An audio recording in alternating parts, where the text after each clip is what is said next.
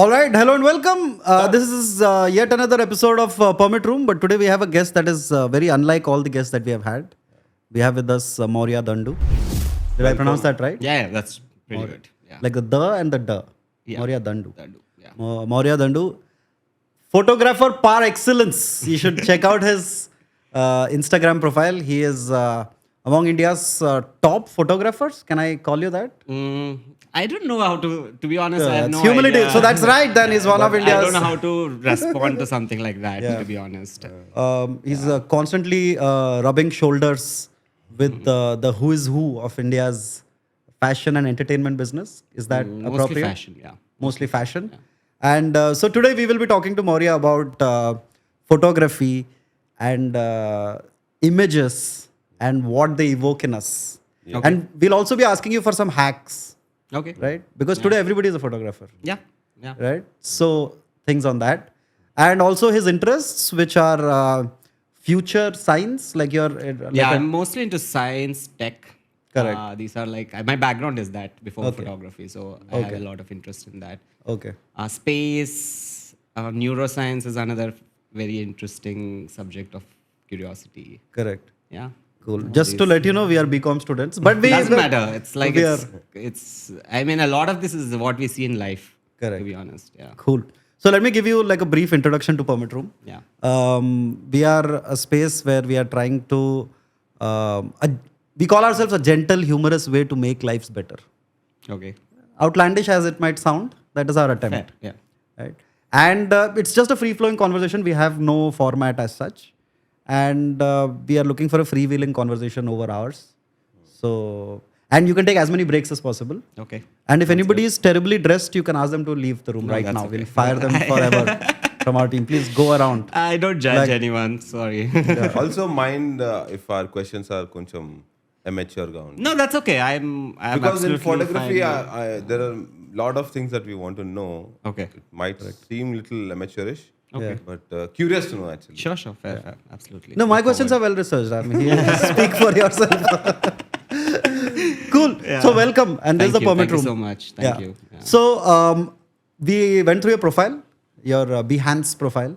Okay. Where Which probably I haven't updated in 3 years or 4 years. Yes, correct. It's a very old photo. But it's really But it is interesting. stunning. Yeah. Can you just Instagram is more up to date, like because Okay. I end up doing. I mean, now most of my work is through Instagram. correct?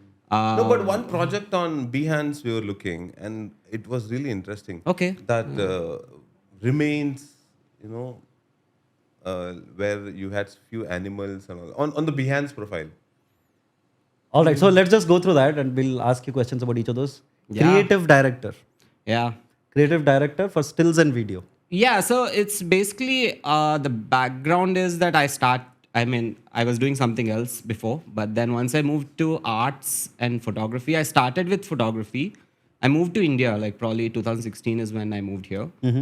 And it was initially like a bit of a challenge in the sense because what happens is like when you study in a different culture or like you're exposed to different visual arts, you tend to take up inspiration, your gaze, things you find very curious about from those cultural surroundings, right?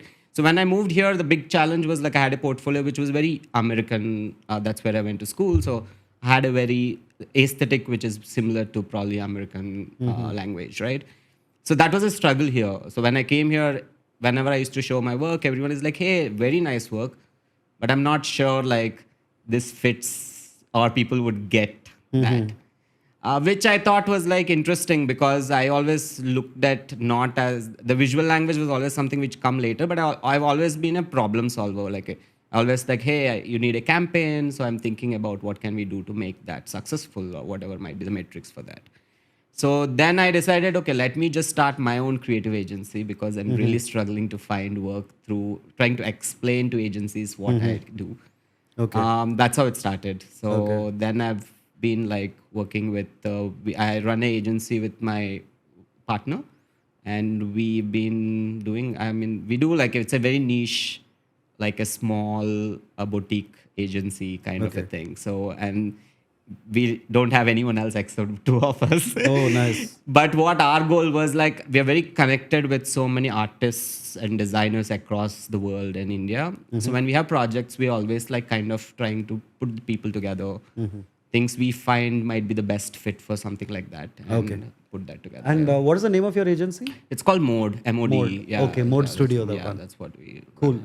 Also, you are a faculty at Atlas Skill Tech University. Yeah, I've been teaching for like 8 years now. So that's been like my other big, what do you call, time invested in. Sorry. Correct.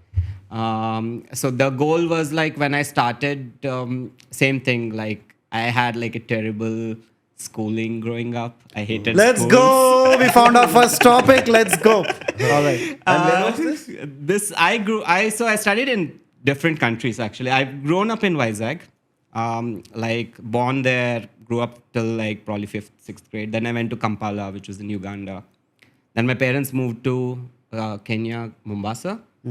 So I was there for some time. Then I moved back here. Then I was in boarding school in Vignan in Vizag for 2 years. Oh my God. +1, +2 I did there. Yeah, 10 Vignan. +1, +2, yeah. That was a trip for sure. Yeah. So yeah, then I was, but I had like a very challenging school system in the sense because one, I didn't agree with what I was learning at school. So, and I grew up in an environment where questioning was accepted. Correct. So it was a very big challenge always for me to like deal with this sort of authoritative nature to schooling. Correct. So then when I started, I moved to India. Like I was always passionate about education. So I was like, okay, let me, I consume so much content. I always had so many questions about what I was learned. So I was like, why can't I put together something which from all these learnings so that I could share that with others. So that's how I started teaching. Yeah. And what subject is it that you teach? I teach actually, I used to teach 2 subjects. One is called Psychology of Design, which is a foundation program. So what it does is essentially, I'm sure all of you here have like you watch movies or you paint or you take photography. There are different elements within that visual medium, right? Okay. So there are different relationships which exist within these mediums. Some come naturally to us, but there are some which you can learn to communicate better. Okay. So this is like a foundation program which teaches about like why we do something when we are like, let's say, taking a picture or painting or designing something and so forth. Yeah. Okay. So it's like then the students can explore any of the mediums and still have that background to work with. Then also teach photography, which is the other. Correct. Yeah. Cool. Which brings me to my first question, which is a question that it's a very pertinent question in Permit Room, which is, did you get beaten up in school? No. You didn't get beaten up? No, I didn't get beaten up in school. I definitely felt humiliated at school because the way a disappointment of a teacher is often results in this sort of like a punishment, looked down upon, or like so the strange thing is like my dad had a philosophy basically like I flunked in all Telugu classes all my life. Telugu, Hindi languages were dud for me. So his philosophy was like, hey, if the student is not doing well, it's the issue with the teacher. Correct. Right? That's his. So I changed 10 schools because of that. Wow. Like one every year? Yeah. I mean, I studied in one school, like, I don't know if you know Little Angels in Vizag. Vizag. Yeah. That's probably the maximum amount of time I studied in one school, which is 2.5 years. Correct. But then I've changed schools like multiple times in a year as well. Okay. That happened. All right. Yeah, so that I didn't get beaten up because I would not take that easy. Correct. But I did have a lot of issues with how authoritative the communication is, and that was not something I liked. So now are you a cool teacher? I think I tried to be a teacher I never had. So I did have a great teacher though. I had a very good teacher in +1, +2 at Vignan. Correct. You can name them. His name is Armugasamy. He taught me physics. Okay.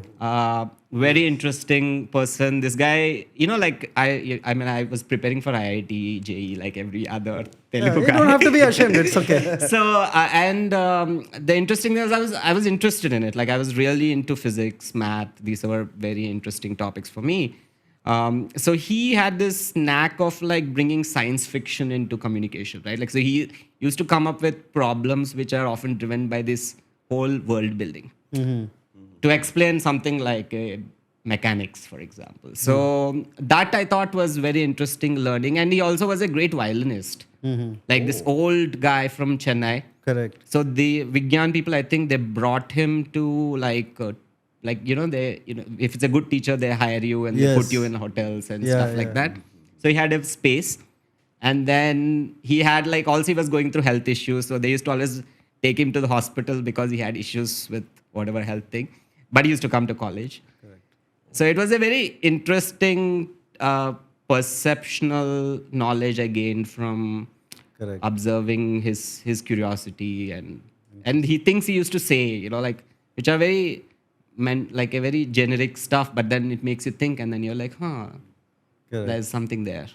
Cool. That's nice, man. While we faced violence, Yeah. you listened to violence. Yeah, I did. By the way, he's Violent. also a teacher. I'm so sorry. Oh wow. Hey, what were you teaching? I was teaching in this. So it was a company called Kriya, and they would teach project-based learning. So our job was to go to a school. I mean, whoever they were contracted with, take their curriculum and revamp it into a project-based learning thing.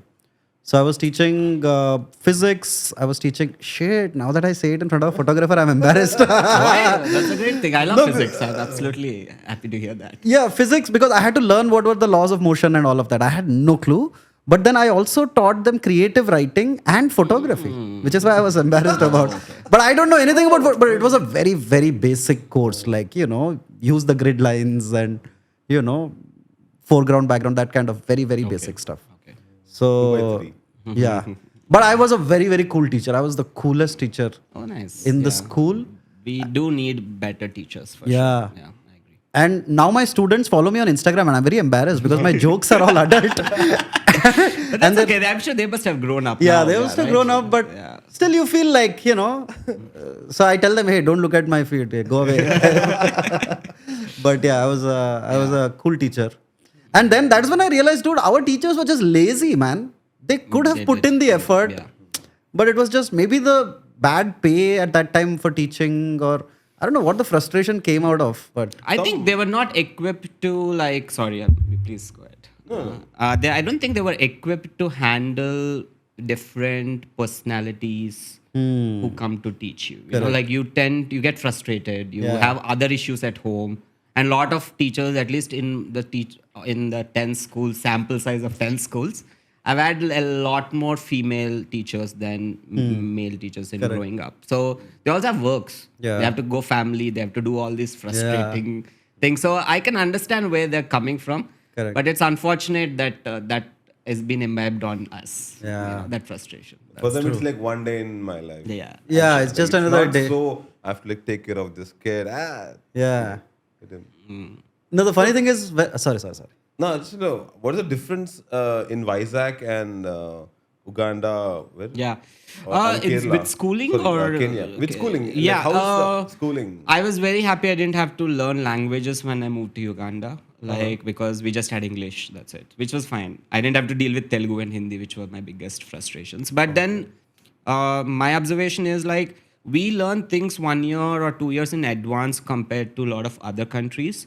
Like what we are taught in 7th grade or is something they would learn in probably 9th or 10th grade. Oh. So we tend to have like a more conceptual understanding, logic building bit early compared to a lot of other countries. Yeah, that's my observation. I mean, I don't know about Europe, but at least Africa, that was like that. Oh. So the subjects also are like same, math. You do. I mean, it's the same thing. Those are like the foundation of anywhere. Most of modern education have these subjects. You do have like other. They spend like so much time on extracurricular.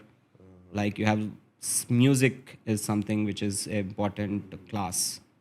So there are other things which are also equally distributed, but then otherwise it's the same things. But it's funny though, because it's just that when I moved probably in 5th grade, I think, if I'm not wrong. So, but I moved there, and then I moved halfway through the year, so I had to wait it out. And when I moved to the 6th grade, I was already something I've learned here a while At back. fourth, in fourth. Or something. Yeah, not 4th, yeah, something like that. So it was like a bit, it was not too hard, except social studies, because you have to learn the social studies of there. Africa. Oh, yeah, their history and their That, yeah, geography. it's like the first class I remember. I got like you have like multiple answers. They don't have writing exams at least when we school 7. I think I got like 7 marks out of 100 in social studies.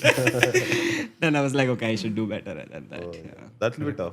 Yeah, that was Their it. Wasn't battles. It was fine. I mean, I was able to figure it out very fast. It wasn't that hard. No, but just a question about Uganda particularly.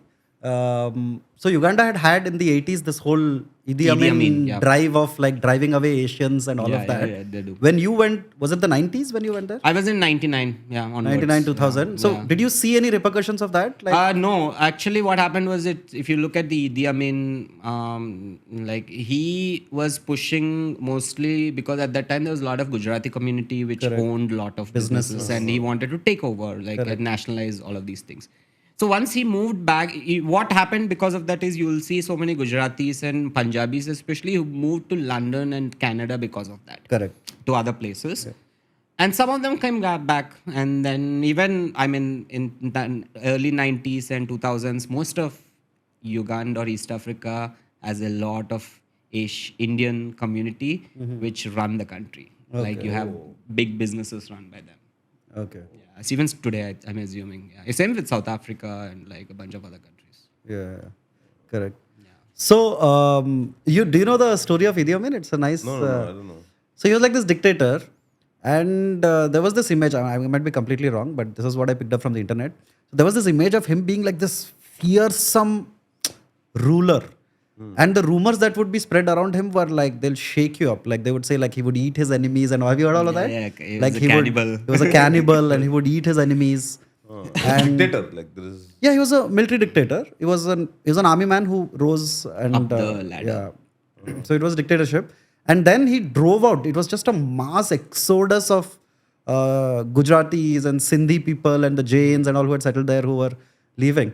But the interesting connection that we have with that is Sai Baba traveled to Uganda and met Idi Amin and said he's a very great man. And he said, yeah, so that's why I was curious about the Idi Amin. You know, if you have ever, there is a very nice documentary by these 2 French filmmakers who made on Idi Amin for a year. Uh-huh. It's on Mubi, if I'm not wrong, or it must be in one of the platforms. But do watch it because you get to see a whole different side of Idi Amin being on this Mubi. funny Yeah, character. I've seen those videos also. He's amusing and entertaining, always cracking jokes. This was like a propaganda piece, right? So he got these 2 French filmmakers come there and show the best life, what he goes through, and it's so funny to watch that now. You know, like to see what is. Yeah, I mean, Africa always had like so many of some sort of dictatorship, authoritative systems over the years. Mainly, there's tribal conflicts there, right? Yes. So it's often like related to one tribe overpowering the other tribe, and the only way they always figured out is okay, you need someone who completely takes over. Correct. Yeah. Cool. This guy. Yeah. So that guy in the one in the swimming pool is from the documentary. If I'm Yeah, not I've wrong. seen a clip of that on YouTube. Yeah, it's I think it's called the self-portrait. That's the film. Yeah. Where he swims and he mocks the other. Yeah, He's like, dude, I'm still fitter than you. Yeah. Yeah, straight across. And also the funny thing is if you see the language of dictators, sometimes they're very strong. Like you have like this very power. Like if you look at him, he's always like looks like this guy who's gonna crack jokes. You know, the language looks like he's very funny, but then he was ruthless, pretty much. Yeah. So when you went to Uganda, what was the system of governance over there? Was it like? No, it was democracy. It was a democracy. Yeah, they've always had democracy over the years. Even when he was there, it was not like it was not democratic. But it's like you have like most of Europe, African countries at some point have like other countries funding them or like you have. So it's even though you have like a democracy, then there's always these other stakeholders who are like, now it's all China. Yeah. Most of East Africa is just Chinese Correct. companies, which France used to control a lot of yeah, African countries at Congo one and a point. bunch Yeah. of these other places. Yeah. Correct. Cool. So I'll just tell you one funny story about me being a teacher, right? Just to lighten things up from the cannibalism. And all. So when I joined as a teacher, the government of India already had so they had enacted the new Right to Education Act 2009, Okay. which was like a landmark bill, and it spoke about education and the changes that you need, like student-teacher ratio, all of that shit. But they also brought in a law that you cannot hit students, Yeah, I remember. Yeah. right? And I go there and I'm okay with it because my punishments were cool, like do push-ups or, write on the board or something. I just like, keep them engaged. But these other teachers who'd been teaching for 20 years had gone mad. It's like imagine you're Arjuna and suddenly your Brahmastra is taken away, right? Now your main weapon is not there. So this other teacher comes and says, and he's shouting at kids, he's just pushing them around and all. So I said, sir, and this is in Kurnool, right? It's a town. So I said, sir, law on the gada, you can't hit them like that. He said, the law is that you cannot hit them. But so he picks up this child, little kid, and he shakes him like in the air, right? So it's like a rag doll being factory reset. Yeah.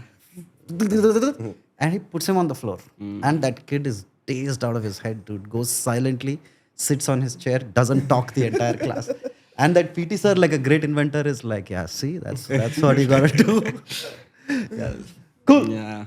So about your Vizag thing, do you have any like childhood memories of Vizag? Do you have any? Of course, I do. I mean, I'm very fond of it. It's something it's home still.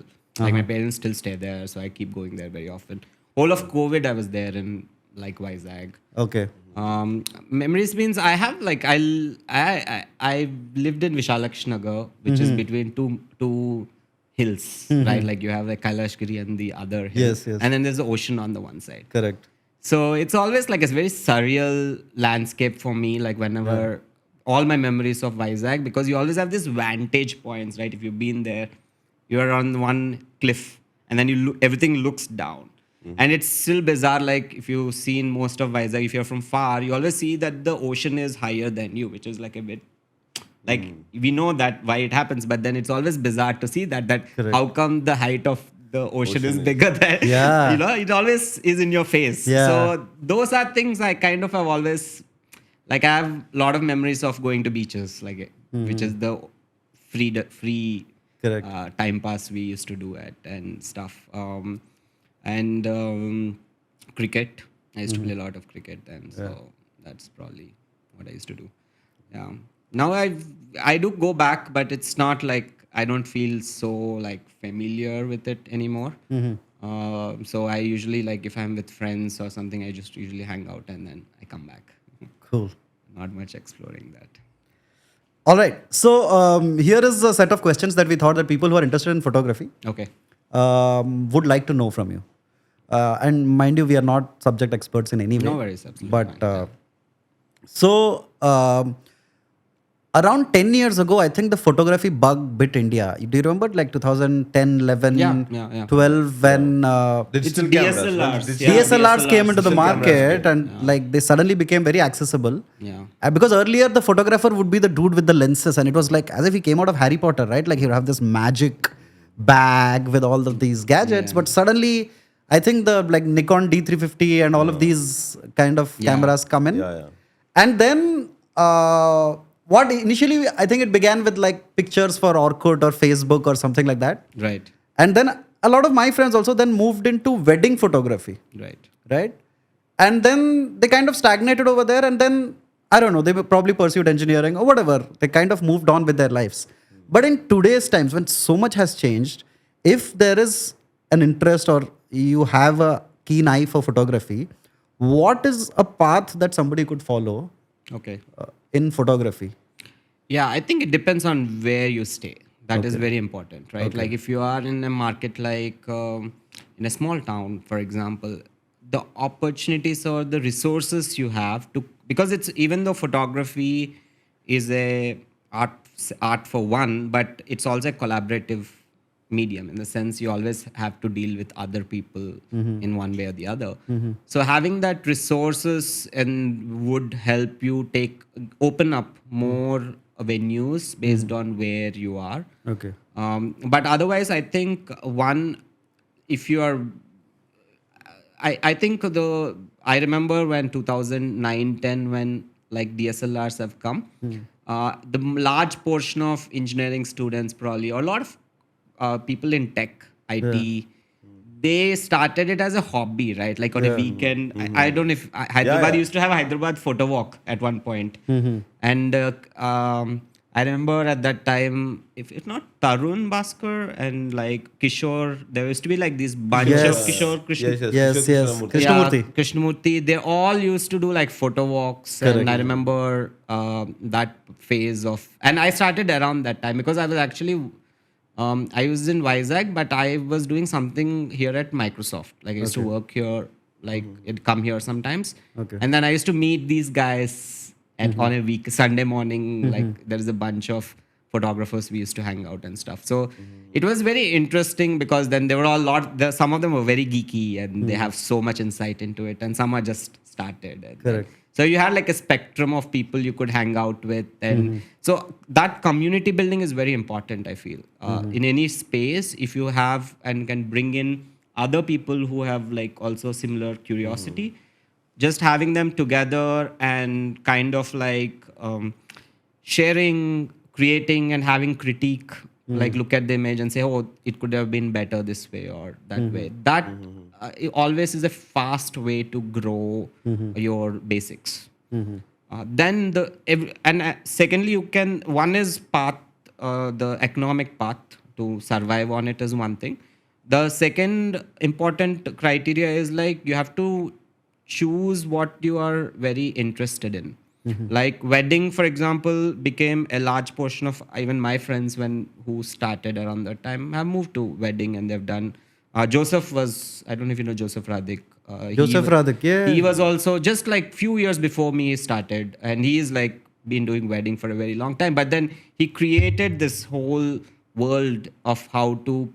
He's a brand now, right? So that you can create in any field. It's not just wedding. It's just that you should be very passionate about it. If you are not passionate and you get into that thing, it burns you out, and then it's very hard for you to keep your curiosity to find new ways of shooting or creating new kinds of perceptions and so forth. So I think if you are able to create a community, that is great. Online communities are amazing, especially if you have like back in the day, I grew all my photography knowledge is through a platform called Flickr. Flickr. It used to be Yeah. bought by Google Yahoo. bought it. Yahoo. Oh, Yahoo, correct. bought it. Yahoo Flickr, yeah. Yeah, but it was an independent before platform, and that was a place in 2009 where any question you had about anything, post-production, technical, you could just go there, search for it, and instantly you find like someone or the other solving it, right? Or giving an answer. So that was a very helpful platform back then for me. Now you have so many Reddit, there's so many platforms now. Yeah. YouTube has like insane amount of content. So it's no longer about not having knowledge or accessibility of knowledge, but it's also because of that now more a number of people are creating, which is amazing because you get to see so many diverse viewpoints and perspectives. And I think if you can keep patient about it and ask yourself what you actually enjoy shooting rather than just going for just because someone told you to go,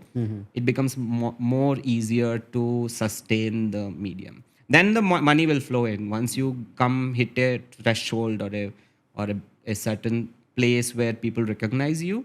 Then it becomes much more easier.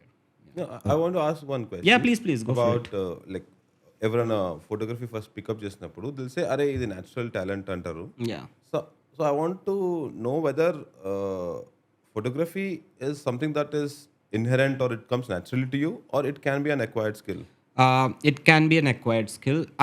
Before we go to that, I see photography. There is an amazing. If you read, I'm assuming. Yeah. If you ever read, there's an amazing book by Susan Sontag, who's a American philosopher who wrote a book on photography. That book is called On Photography. Okay. And one of the important things she speaks about is like if you look at why photography became so popular as a medium, it's a very new medium. It just started in 1850s, right? Before that, you had paintings. And when photography started also in 1850s, it was seen as a like a cheaper alternative to painting because all the royalty still preferred painting as a medium of documentation. Correct. You had like these world fairs and like a bunch of these places where people used to bring these cameras, and like people used to come and take like a old photos of their family or like someone passing away, or like they had like different reasons why photography became. It was not like a art medium per se.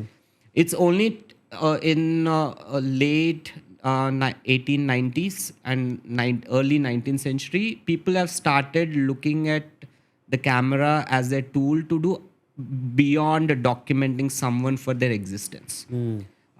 What she speaks about is very interesting. Is like, for example, back in the day, all the European invaders or like settlers, they used to go hunting and kill animals. And so it's after 1920s, the guns were replaced by cameras. You still go Nice. document your animals. The pleasure in your mind you get is very similar to like, because it's a trophy, it's like something you have a memory of. That's why hunting was Correct. that spread out, and they used to hunt for fun. It's not like really. So that, I think, is a good way to look at it. Is it's essentially a very voyeuristic medium, and we all kind of are always perceiving things in front of us, and there are certain things we instantly look at and say, I find that interesting. Your purpose of why you want that image might be very different. It could be just because it has personal value to you, that whatever you see, that is also a photograph, and it serves a functional use. So versus you can be also like a very artistically representing or glorifying it, or you kind of make it a very surreal kind of entity. You have a different ways to approach that, but essentially photography as a medium is something we all kind of, it's an extension of how we see. So we do, it's a very inherent quality to all humans. I don't think this is a cultural thing. Like that's why it's also so spread out. Like you see now, like like in Instagram, like how many images are we putting out there? So we can, I think, it's very. If you know why, I feel all of us have ability to take pictures, and it's become much easier because of technology. Because now all you have to do is open your camera app and shoot. But what we often confuse is we assume good-looking picture to be the good picture. That's the difference. Like aesthetic value doesn't necessarily give you value to the image. You might have a regular image which might have a lot of personal value to you. So I always feel photography as a medium, everyone should take it out, explore for whatever reasons they would want to pursue it, rather than just looking at like, hey, I only want to take nice sunset pictures, which is what it's more to do with validation often, or like you want to show that, hey, I have a new skill, or I have a better taste in things, and so forth. Okay. Cool. I hope that answers. I don't know. So the next question is, we hear a lot of photographers or cinematographers or people say things like they have an interesting face, right? Which is beyond the popular conventional idea of good looks or Right. whatever it is. So as a photographer, what do you think is what interests you in a person, right? What makes it interesting? I think that's a very complex question to answer. So I have to layer it Sure, into three please. different things. When I like the usual perception often is like when you take a picture, someone says, "Oh, that person is very photogenic." Right? It's a very common word. Or this person has a good view and a bad view. What actually does that mean? That means essentially that you're saying that when someone documents light falling off me from one side and it is documented on a camera, how I perceive myself or my features seem to be more interesting to me than the other side of it. That is what it means. Okay. For the camera, it's indifferent to which side you take a picture. It's just a mechanical tool, right? So this is one important thing to know, because we tend to often associate, oh, people have like a nice profile, or you should always put your angled and so forth. But to answer your question, I feel often I can speak for myself, which is that when I'm casting for a job, or I often go on streets where you're looking at people and I'm like, oh, that person has very interesting face. That often I say because I'm also often creating content for different platforms. Like, for example, let's say I'm making some editorial for a European magazine, or so I would like to see a diversity of the faces or the kind of different features this country has, so that that could be presented to our other cultural or even within our culture. So that is one main criteria of how we cast, like, so that is one thing. And secondly, also, I feel like it is very easy to get caught up in the beauty aspect of it. But then there are also, like, like, there is sometimes the eyes of a person is so effective in communicating, or you relate, or you see it and you instantly find some sort of like a connection to that eyes. So those are irrespective of what the rest of they look like. It's just the connection to eyes, and there is some amount of truthfulness you feel towards that person, and that pursues you to, like, maybe cast or want to shoot that person and so forth. At least this is my take on that. Yeah. Okay. Every visual artist would have a different reason why they're choosing someone to. Cool. Here's my next question. I studied journalism, and in journalism we had a section called photojournalism, Right. where we were taught about a few photographers, and like Raghu Rai, Right. for example, and stuff like that. But I would say, apart from you, I only know 3 photographers Okay. in my life. Okay. One is Raghu Rai. Okay. One is Dabu Ratnani, because he would make those calendars. Yeah. And one more is, I guess, Avinash Gorikar, Yeah, because yeah. he would do a lot A of lot of posters. He was made a lot of posters. posters Yeah, also. and in He also Filmfare, shoot- his name would always yeah, come. It's very, yeah. Yeah. So this is my like outside knowledge. But who are photographers that you love and respect? And if we could have their images, Yeah, of course. So it would. So I have. I also studied photography as a like, it's I did MFA, so it's just not the theory. I have a lot of theoretical curiosity about the medium. So I have like different photographers who influenced me. The older, like, the American photographers, I would probably say is there is a guy called Man Ray, MAN space RAY, MAN space RAY. Yeah, Man Ray is a French, I mean, like, he was American artist, but like this surreal photographer who, as a medium, he pushed that, okay, how you see it and how you put a subject or frame a subject and how you kind of relate to it. He changed the medium. Like, he was able to show a different perspective of looking at compositions, or looking at how do we see a subject and what does it mean to see that subject and so forth. Can you give us an example with some pictures? Like, his very iconic is, like, for example, that girl with the first image. The violin. Yeah, so it's a nude, but it's a violin as a metaphor for that specific thing. And then he has that eyes which are have the drops coming down, and Yeah. so these are like, also this was during peak. It was just when surrealism took over the world, as in a lot of art mediums. He was one of the first surrealist what do you call, photographers who I definitely find his work. In recent times, I have like a British photographer whose work really I look up to there are 3 artists I would recommend. First is Nadav Kender, NADAV space KANDER. Yeah, the first one. I'm a, though a lot of people try to box me into I'm always I personally identify myself to be a portrait photographer.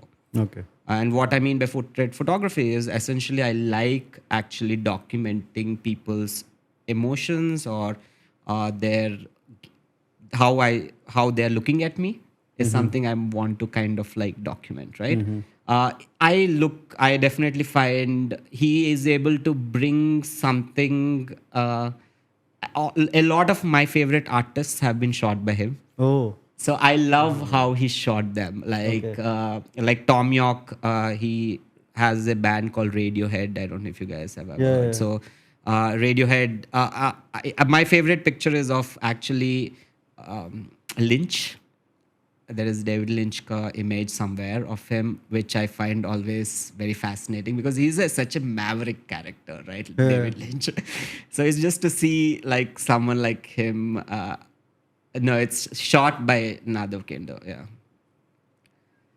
So it's interesting. It's a very American. The first image. Yeah. I always find something about the image. Man, that hair. picture looks like one of his movie stills. Actually, if you see David. If you see his, I think what is Eraserhead like first like has that Yeah. crazy hair. Hair, kind of a yeah, thing. yeah. I think there is some sort of like a and what I've learned from him is when he shoots these people, he never beforehand research on them or talk to them. Often people say, "Oh, you have to put someone comfortably, get comfortable before you shoot." He doesn't do any of them. He Okay. straight makes them sit. If they're uncomfortable, he's happy about that. Okay. So he kind of has a certain perspective to taking Correct. images. Something about it. I think I relate to that. And 1 second, just sorry to interrupt Yeah, you. please go for Can it. we go back to that Obama picture? yeah, that's also one of my Dude, this is so beautiful. You never see him like that, no? Generally, he's Yeah. like president of the US, like like front a shot. standard straight portrait. Yeah, I mean his shot pretty much. Keira Knightley.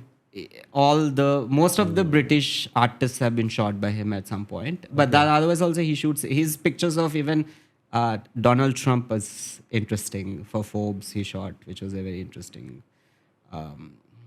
Can you show how he shot Trump? I'm very curious. Yeah, it must be somewhere in one of this, or you can just Google.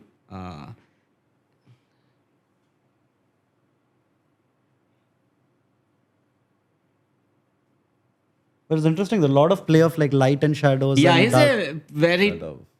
It's a simplicity in what he shoots it in, but then it's a very complex lighting he does. It's always trying to push. This one? Yeah, this was a very interesting, and also for me very interesting for a different reason is like he doesn't subscribe. He's a liberal or like a left-leaning artist, right? So when he was shooting Donald Trump, everyone is like, "Hey, like why would you?" And this was right during the elections, 2016, right? Correct. So there was a whole fuss about would you shoot someone who you don't necessarily agree with. Correct. So that was for me a very interesting to see how he would approach Okay. shooting someone like that. So now if we take this image, I would just like, can you just please enlarge this if you don't mind? So now so for us it's interesting for a layman's perspective, but if you could break this down, what makes this image so interesting? Can you just? Two things. One, I love how he lit that. So there is definitely a personal, like what he feels about the person. He's able to use light to kind of bring it out. Yeah.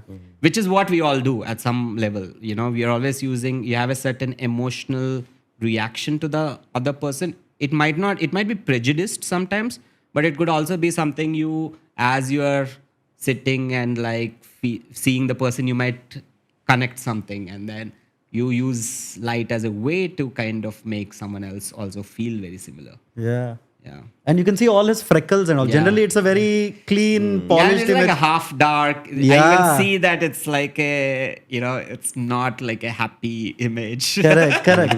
And also, would I be right in assuming that if you look at the back of the chair, you can see those imperfections? I think that's, yeah. You see, Nadav, what he does is irrespective of who he's shooting, he doesn't try to glamorize it into this perfectional. Like, so he sometimes make them sits on stools and chairs. It doesn't, whatever is around it, he would want to like just put together. I don't know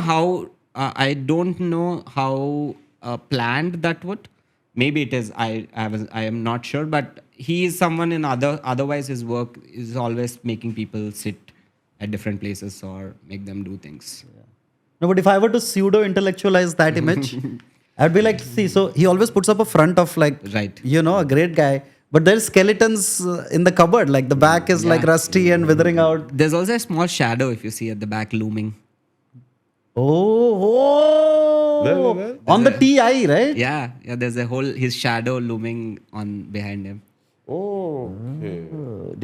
Was he like, he will leave his shadow on time? See, that could have easily been corrected if he didn't want it. So I'm assuming he left it On purpose. intentionally, Yeah. Damn, this is beautiful.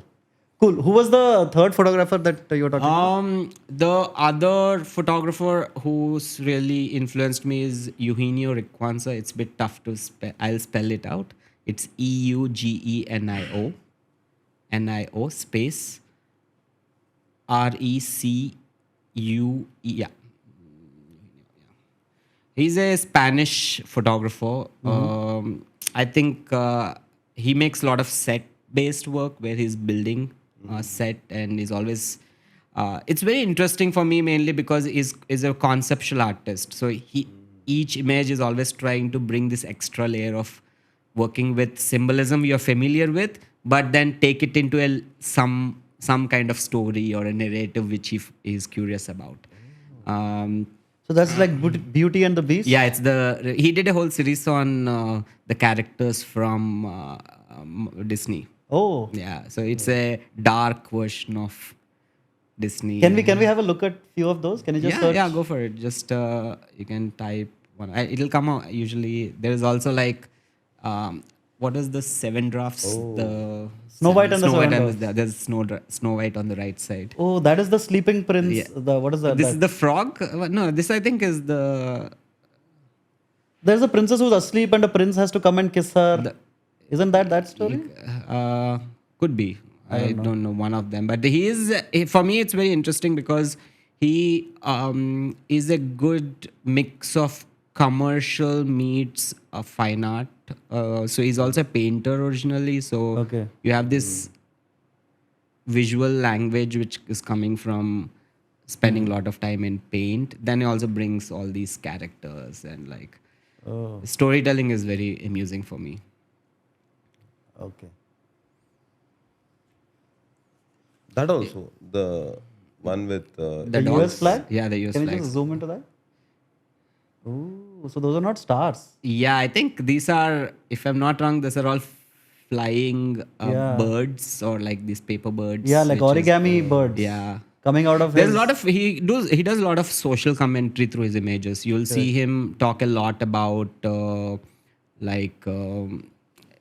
America or wild terrorism. You'll see in fashion imagery that too. It's not like doing it. So he brings always, and in general, like European visual language is more like open to like bringing in a lot of different variables into it. It doesn't have to be too strict about what you're trying to sell or like too strict about what you're trying to show. Yeah. Cool. He's definitely like someone he stayed with me for a very long time, like as an influence. Oh, is that Abraham Lincoln? Yeah, it's a representation of Lincoln with his violin. Yeah. What is this? Is this Snow White and the Seven Dwarfs? I think maybe, I don't know in what These are series. Yeah, these are this bunch of wolves. Oh, this is the Little Red Riding Hood, I Yeah, think. could be. Yeah, the red dress. Yeah. Then next, can you go next? What is this? I think this is one from some other book. It's Okay. not. I think this is one of the pages which is like have a compilation of his different works. Okay. Cool. But yeah. So now we thought we will run you through some images of yours. Okay. Your favorite images, the ones that you have shared with us. Okay. And ask you what interests you or why you like that particular image. Okay. Shravan, can you share? Huh? Yeah. All right. So can you tell us about this image? A little bit of a background and... Before I say, what do you think about it? I'm curious what you guys feel. Damn, I've never been asked to actually think about a photo. So just give me a minute, please. Yeah, sure. Please take your And time. pardon my opinions if they are just... No, it's absolutely bullshit. fine. No. Kisses, what do you think?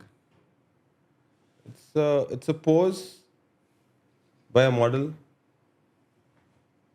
That's what Correct. you're seeing, right? But what do you feel? Do you Feel. are you fascinated by it? Are you curious who the person is, or is there a part of her hair or something which you're like? Everyone has different Yeah. things they would want to find in an image, right? So what are you? Where does your eyes go? I like the light that is Okay.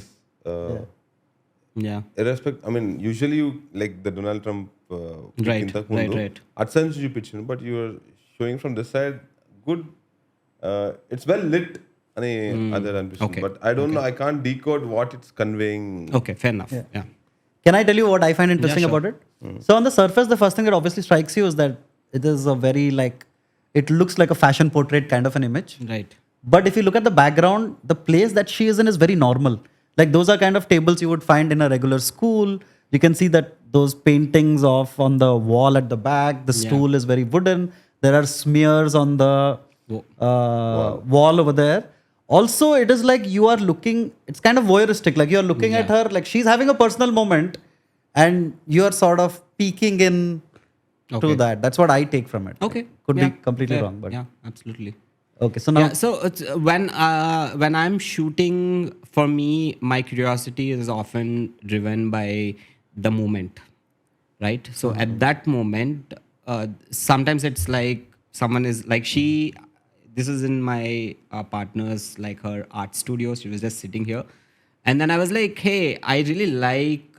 First, I found her the features of the face to be like it's kind of like this roundness, and but at the same time she has a very sharp jaw. So for me, the contrast of that form is something interesting. So I after a point when you're taking images for a long time, the light and how it interacts with the subject sometimes kind of is something which pulls you over. So for me, this was purely a moment while she was there. I was coming into the room. I'm like, hey, I like where she's sitting and what she's doing, and then it goes into capturing that.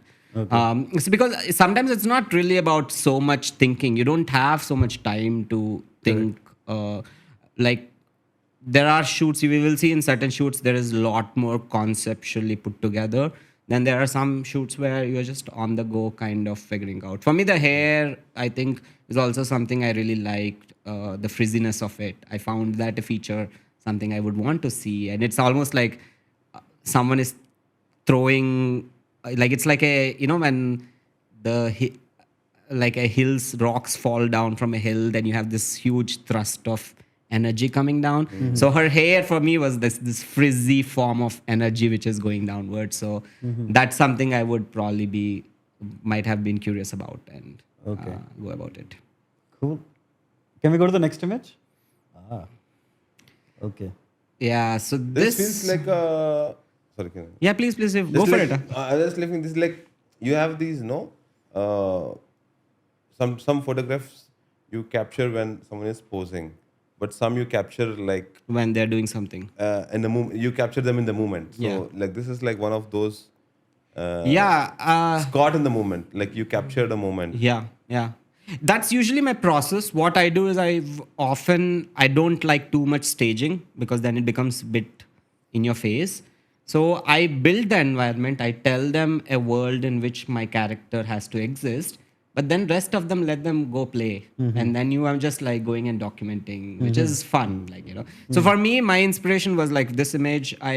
If you've grown in Vizag, or you know, like the jumping into wells, like you have, like, you know, you're always out about in water bodies. Yeah. And like, so I've grown up where like a lot of fishing communities are around my house, and all these kids who are always out jumping around and running. And also this whole thing of fiddling and play as an idea is something I'm very interested in at this moment.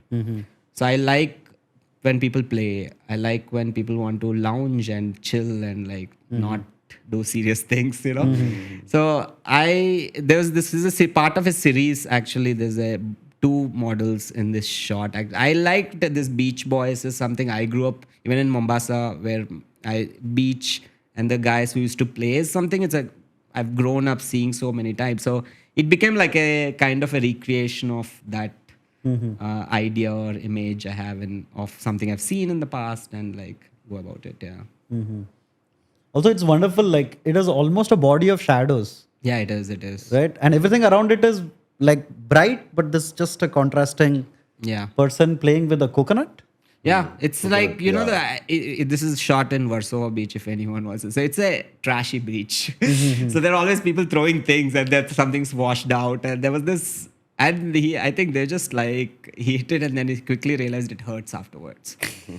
So I don't think afterwards he played with it much. Yeah. But yeah, But there is like it is like in motion. It's like almost like Yeah. David, yeah, the statue, like it sort does, of It does. Yeah, with the abs and all. All right, can we go to the next image, please? Oh, Sobhita Dhulipala. yeah. Correct. So you'll see a lot of Shobita's work with me because also like we grew up together since we were kids. Oh, okay. Vizag I mean, the connection. Vizag, yeah, like not kids, but basically we started our career, like this art or entertainment careers at same time. Okay. So same time, she was in she moved to Mumbai, I moved to US, but then we were always sharing. We used to shoot a lot together. Like initially, I've been documenting her for like 13, 14 years now. Oh. So I have like it helps because when you have creative collaborators who are also very good learners and thinkers, you grow along. You know, you kind of are looking, and she critiques a lot of my work, or I critique her work. So Correct. that's usually how. Just a side note, can you kind of convince her to come to Permit Room as well? I will ask. I can check with her. One of our most requested guests as well. Yeah. Cool. So, what about this image? I think I like. It's very interesting for me because when you shoot a person for a very long time, you see. Okay, there is. I can now blindly shoot her. Like I don't even like you're at a need to tell us stage something. where I know exactly what looks or what is right. But then you're always within that. You're trying to find moments where it feels truthful to you. That could be simplicity for those who I don't know, but last 8-9 months I've been shooting a lot of actors, which is now a lot of people do that, right?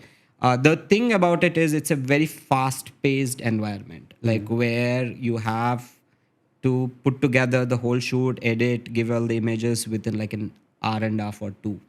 So it's a very fast-paced environment. So in that so I look at it as a challenge, like a visual problem to solve. So I'm always like, what can I get out of that 2-3 hours of spending time with that person? So I think for me it was like the glow, the simplicity of it. I think there is, I mean, for those, they see her as, okay, there's this really stunning woman, like who is beautiful, hot. And there is that kind of perception, which is anyway existent. But there is also, we share at a level where we can feel comfortable to be very easy about each other. And so then those moments are something I genuinely enjoy.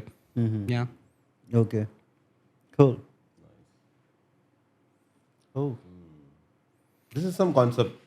This was also, so actually he asked me to show only 5 images. So what I did was I took image out of a series. They're all series, like this is like 8 images series. Like No, the we whole can go series. through the whole series. Yeah, I think then Instagram is much better than to just go through that.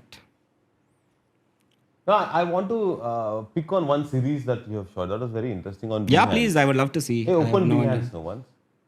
So Wait, let's finish this case. Okay. We're in the middle of.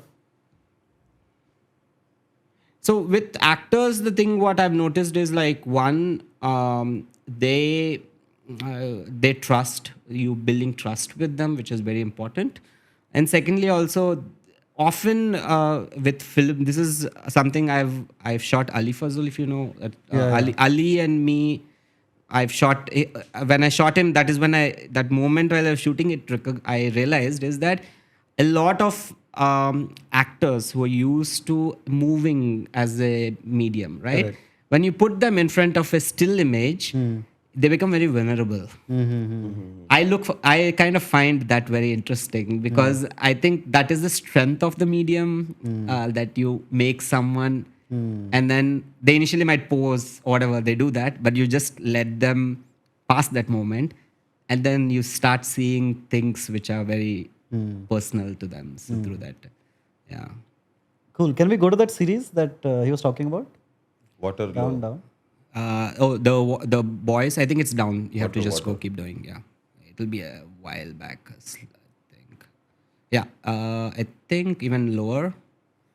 It could be. Yeah, the water series is the one which is on the top. The black and white on the right. Yeah, that one. Yeah, this is that a series? Does it? Yeah, it does have. Okay.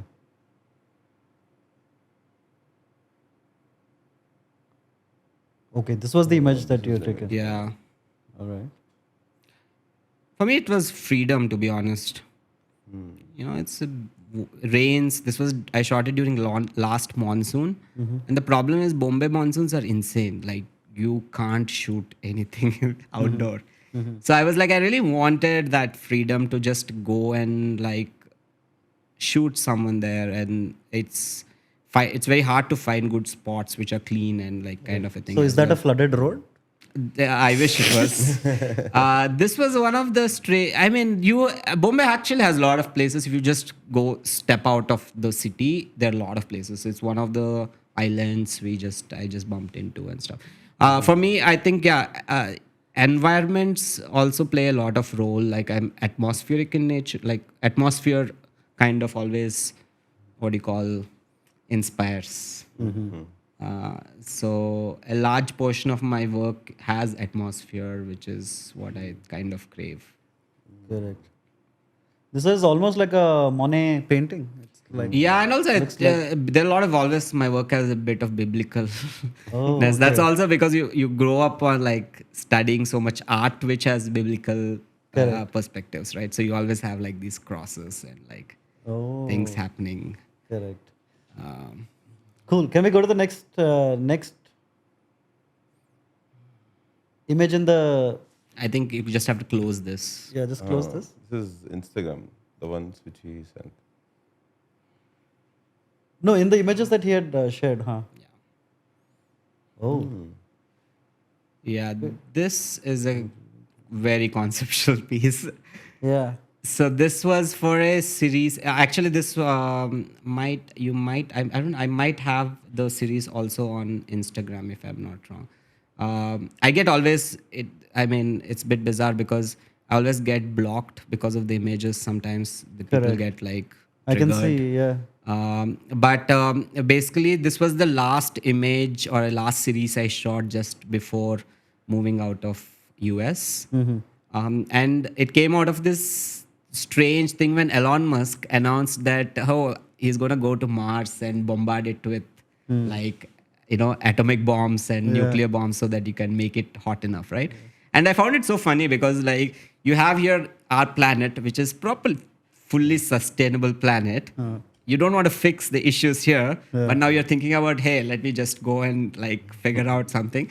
And then I was always wondering, like science fiction was a huge deal for me. Like I grew up on science fiction a lot, and I watch a lot of science fiction. So I always found it very interesting because so many times people talk about, hey, we'll talk about these series also. This is like my bunch of works I was playing with, and things you might also be very familiar with. But anyway, coming back to this project. So my issue was with, like, if you think about any humans traveling out of our solar system, Correct. the big problem is not with the speed of our whatever aircrafts. The issue is with human body can't survive more than 100 years. Okay. Right? Our human body right now, even if you do some, you know, cryo shit and stuff, you still can't survive more than maybe 200, 300. And even if you travel at speed of light, you are hardly going anywhere. In 200, 300 light years, you are literally right here. So I wondered, like, what if humans do have to send explorers to find other planets? Most likely it would be like a humanoid kind of a thing, which would probably be something I would send. And then also, what would this humanoid have? Does it have a consciousness? If it does, how would you design a humanoid? What gender would it be? What clothes? Does it need clothes? Does it not need clothes? And so forth. So This was like the idea, and what I presented is like it's like a book. This is one of the images of the book, but the whole series is basically, let's assume we did send a humanoid, and in couple of centuries down the line, or couple of whatever thousands of years down the lane, one of this humanoid gets basically destroyed. And the future humans or whatever is the life found these dead humanoids, and they put it in the museum like artifacts, like how we put now things.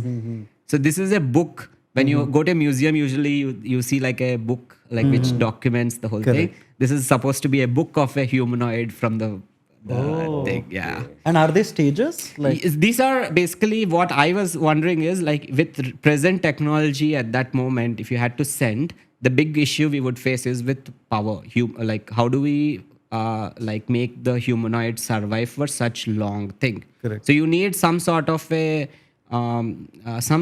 material which could constantly kind of like absorb energy from different sources. So I thought like an exoskeleton is something I would want to work with. So these were different interpretations of exoskeletons and what they actually are supposed to do. If you look at it, it has like, okay, each of these skeletons have possibilities to consume this radiation within this frequency. So that is how, even if it is inter galaxy traveling is happening, you still have like, for example, microwaves, which are omnipresent anywhere and so forth. So there are different sources of energy this humanoid could potentially take thing. So in the fourth image, it's almost like a mummified thing. Yeah. So can you once quickly check if my Instagram has this series? Because I always upload this series. I get blocked all the time. It must be on the top. Or they, and then I think it'll be above. It'll be like I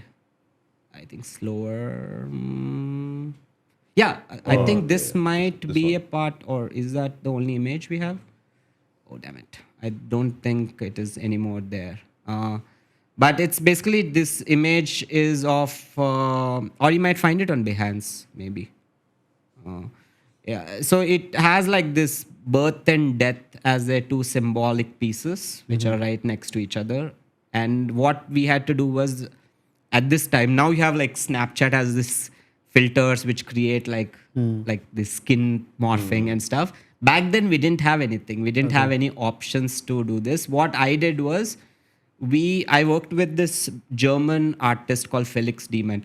By the way, please search him. He will have the project on. It's Felix space DEIMANN. MANN, yeah. Felix, he was a 3D artist. Mostly go to his website. It'll be easier to find, I think. Oh, see. Or maybe down somewhere. So he's a 3D motion graphic artist I found on Nowness, or one of these websites, or Vimeo actually. I found him on Vimeo, and he he made. You can search Felix Demon space my name. Probably that would give. I mean, this is a very old project, so I'm not sure if it is anywhere there. Yeah, the first one. Okay, there we go. Oh, it's not there. I think it's, or yeah, that was the project actually. Which one? Maybe we'll come back to it at some point. Anyway, so we were kind of like very curious to like, how do we kind of build this exoskeleton? So what we decided was, we 3D scanned this person who was that model, and then he built like a 3D like a model of that thing. So whatever my final images were, he could rig the model to be like that, and then build these exoskeletons on top. So later on, you can remove the model and just give me exoskeleton, and it will fit straight into the image. So it's like molding. Yeah, it's something like that. Yeah, and these for me was like inspiration. Like you see that eyes have these kind of like marks, like it's like rings. The eyebrow. So which were supposed to be like, for me, a representation of battery, like whatever might be the battery of that. So it has a watch. They have like these different, the whole body has different accessories for this project actually. So all of them, like I was very curious, like anthropology also was something I've studied in school. So I was like, okay, if you're sending like humanoids, would they have ranks? Does a humanoid still need a hierarchy, or would it work without a hierarchy? And if they do hierarchy, what kind of ways would you mark them? Do they need markers and so forth like that? Yeah. Okay. Cool. This is the one. Yeah, this one is like I've shot. This was I think I mentioned to you on, like, I was during COVID in whole of Vizag. Yeah. And we were together after a very long time in Vizag, which we never visited after we left that place. So this was like a personal portrait of her at the beach, which I've fun around. Yeah, I was like, Okay. What can you tell us about this image? yeah, I put in general portraiture, a large portion of it would be about its gaze. Like, if you're looking at the person and the person is looking at you, there is some sort of communication which is happening, which is non-verbal. So most of these images would fall under that, because if you look at my work, a large portion of my work, you would always see the eyes doing something with the viewer. That is something I'm always, because that for me is, you can't not look at it. Once you hold on to a gaze, it's not, and that's the power of also a still image. Once unlike cinema or a film where your eyes are always moving, with the image, you can transform someone to just look at one thing and find meaning. And also there's a lot of introspection and like some sort of a reflection in the image. Cool. Yeah. Ananya Pandey. Yeah. This I wanted to ask why it's like one of your very favorite picks. I think it was very interesting for me to see. I've also known her for a while, but we've never shot. So I was very curious to shoot, because she's such a sweet person, and like at a personal level, she's a very sweet person. And I always, whenever I'm meeting, I actually enjoy shooting people who are nice. That is something for me, a very important reward, because I don't want to have like bad experiences and stuff. So it was also a recent image. I don't think it is necessarily, I look at it as it's a recent image. It's very interesting for me to like kind of document different kinds of people, because so many photographers shoot them. They're pretty much shot every day by so many people. So I'm always like looking, why am I shooting that person? Why do they want to shoot with me? So in that questioning comes like some sort of a personal connection, probably, or some hint of personal connection is something you're trying to find within that image. Yeah. Cool. Yeah. That's it. Cool. You wanted to see some behind stuff. Yeah, I don't know what that so, was about. And if photography is one thing, what kind of photography? That abandoned undi kada, that project. So, Oh yeah, I remember this. This is, if I'm not a Chinese or a Taiwanese photographer who shot this. Can you go down? This was a series of reclamation of spaces, which was a project, but they're not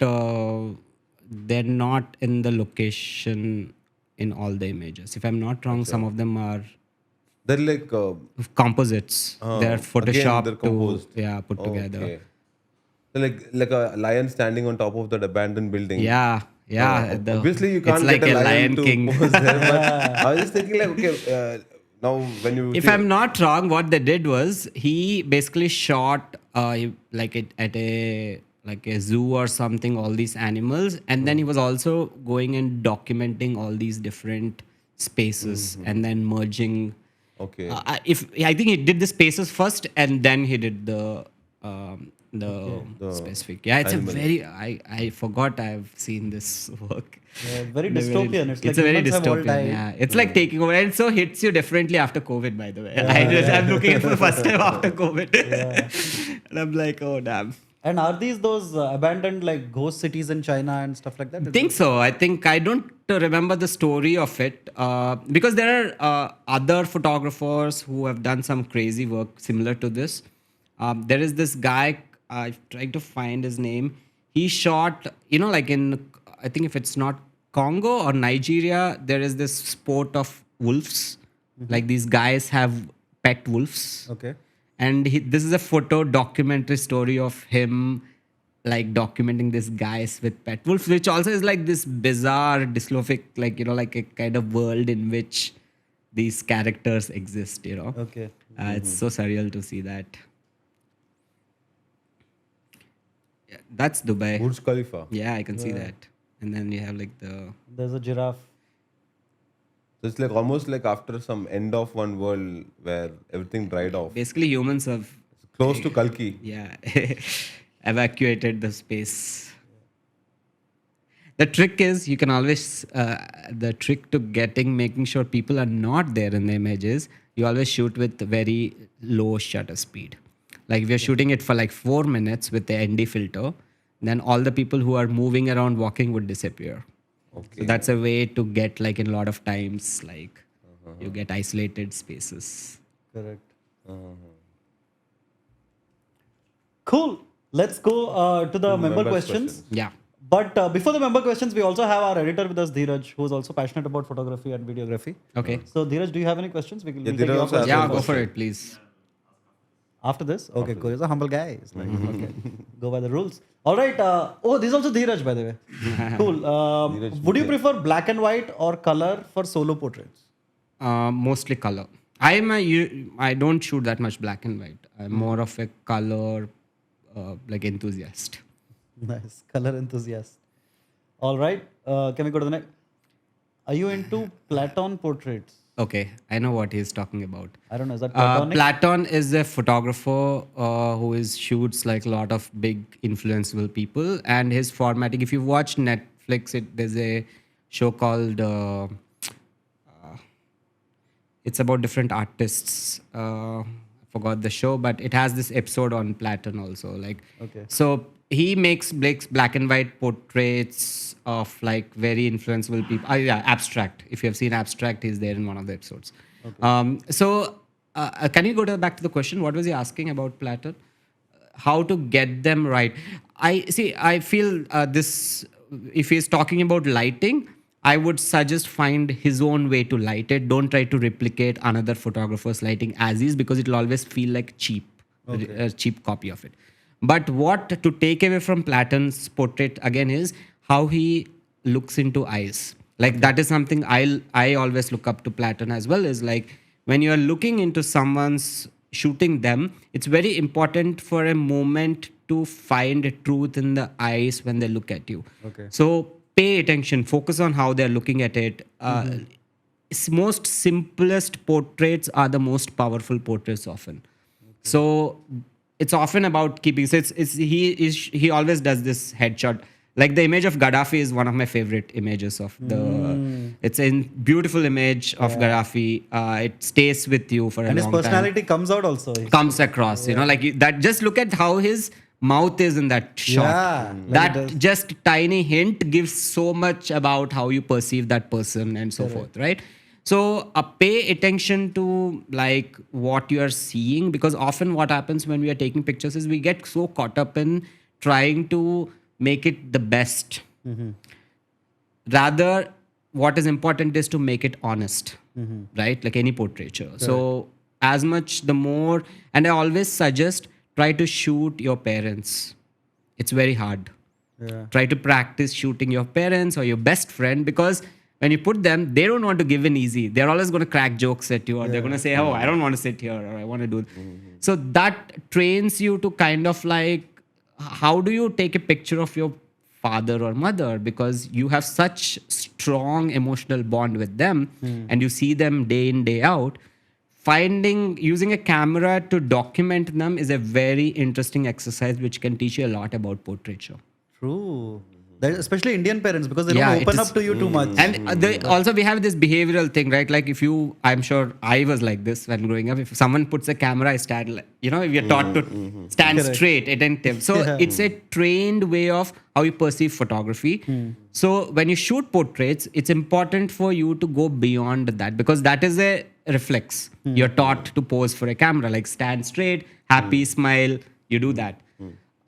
That is one thing. And secondly, also I feel smiling portraits or smiling or laughing is overrated often. There are other emotions in humans. Correct. So explore, like don't get caught up in, oh, you have to be in, find a very happy, smiley picture for everyone. Cool. Yeah. I have a doubt. So Yeah. suppose when you're capturing one model or any friend or like parents, you say. Yeah. So do you tell them, okay, look this side, look. I mean, you direct them what to feel. or Yeah, how it's to both feel? ways.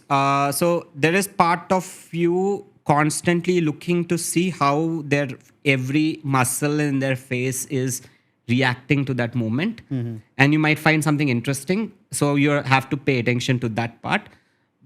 But there also like there are times when okay, the light is coming from one side, or the environment in which you want them to be framed has to be somewhere. Then you need to guide them. You need to tell them, can you go here? It's a lot about like give and take in a portraiture, because it's not just you shooting them, but they are also participating in being shot. So it's very important you respect them and how they feel about that moment. So I usually tend to like do mix of, I let them be in that moment, let them do things. But if I see certain things I want to be crafted in a certain way, I give probably certain suggestions, or like I just say this. Yeah. Like you And sometimes direct them. people get conscious, especially if you're doing with parents and you ask them to do something, they get very conscious. So the trick is then don't engage with stories. Talk about something else. Talk about like something which could make them feel a certain way, so that when you get into that mind or they're thinking about it, you might then find a moment of that truth which you're looking for in the portrait. Correct. Vamshi 1616. All right. Next question is Rahul. How did you get into photography? Who was your inspiration? Is your story of becoming a photographer like one of Dhanush movie Mayakam? I haven't seen that film, to be honest. Okay. I got into photography, so I have to tell my background for that. So I was a coder for a very long time. Of course. I That's the story started of when every I was Telugu. 10. In coding? Yeah, I started coding very young. Okay. So for me, till I was in engineering, I was almost, that is like 12 years of coding already by the time I was graduating from engineering. Okay.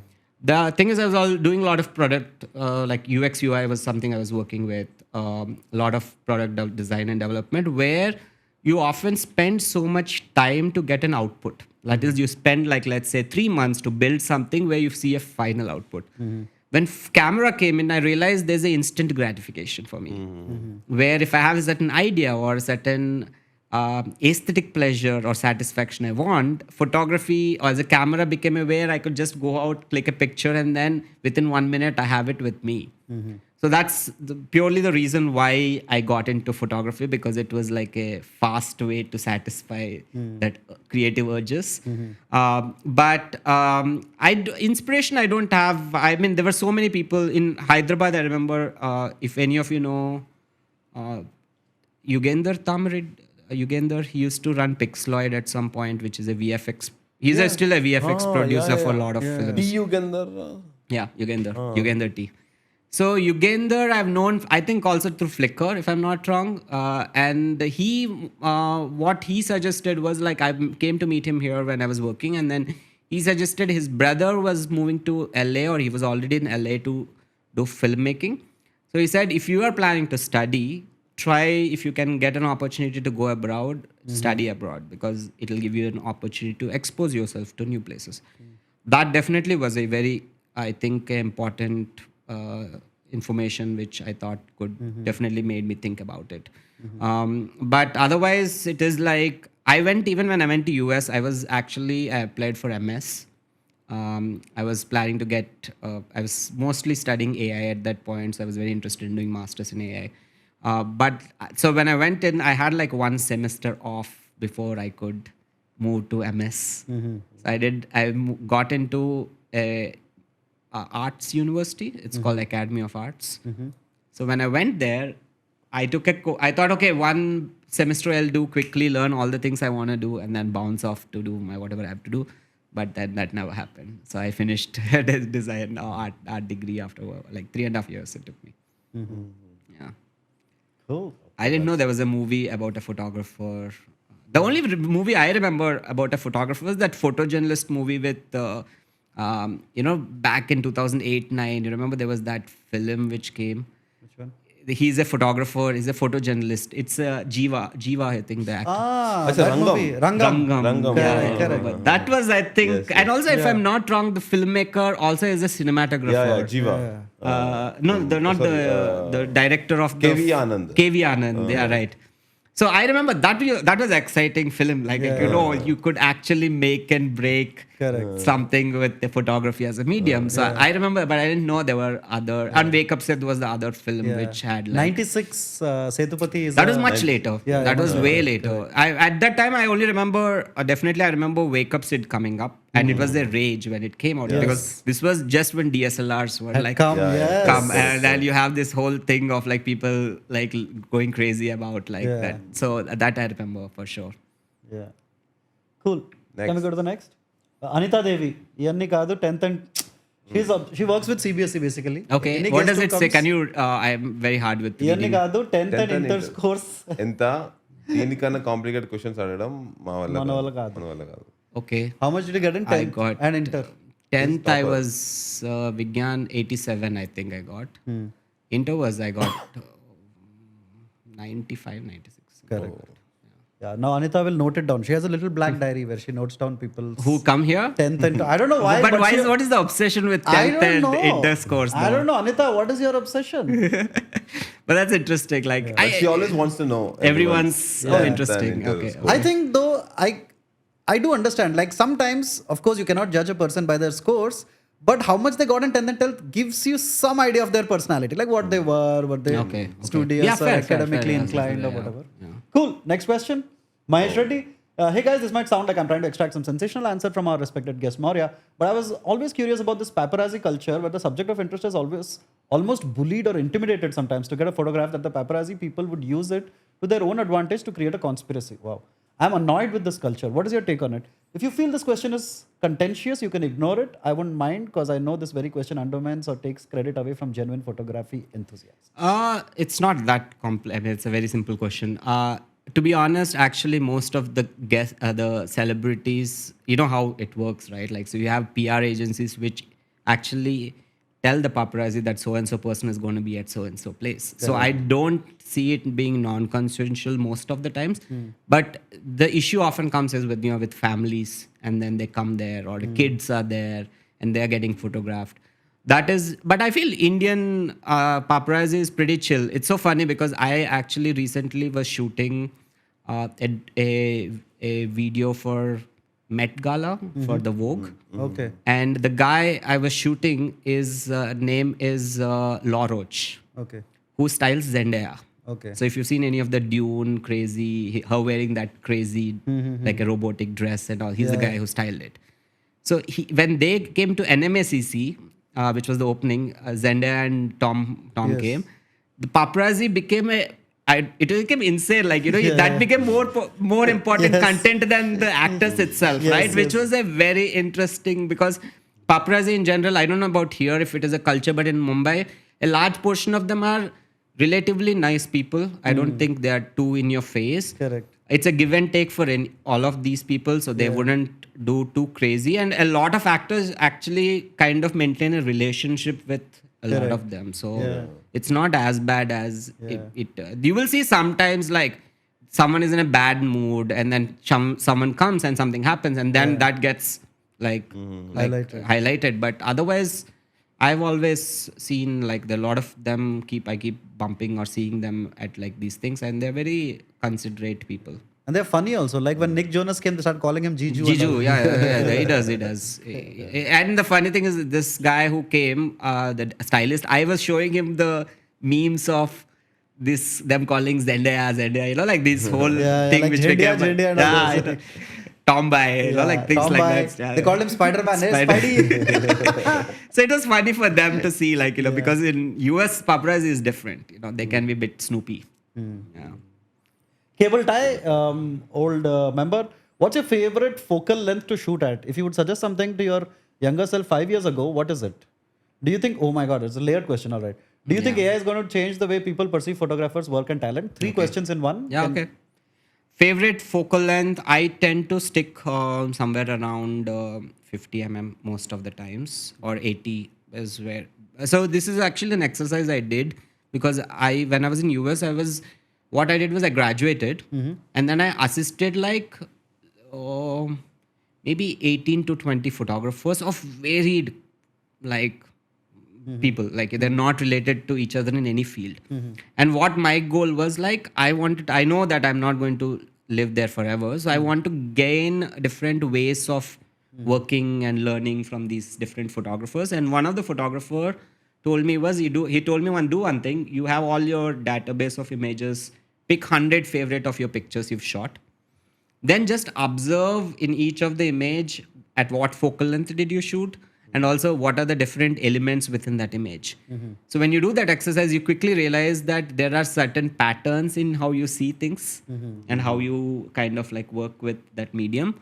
So I realized I do tend to shoot a lot more mid a lot of times, or close-ups, because I'm also shooting portraits and I like the closeness of face a lot of times. So that is my need for, but I mean, it's a problem solving thing. So sometimes you have to do wide. It's what you do. 5 years ago, what would I suggest to younger self? I think create every day. You know, it can get very tiring of not getting what you want or where you want to be, but that shouldn't stop you from creating, because I feel the more you kind of push yourself, I always look at, like, when it's very hard for me, that is when I really push and I get excited and thrilled that it's hard for me.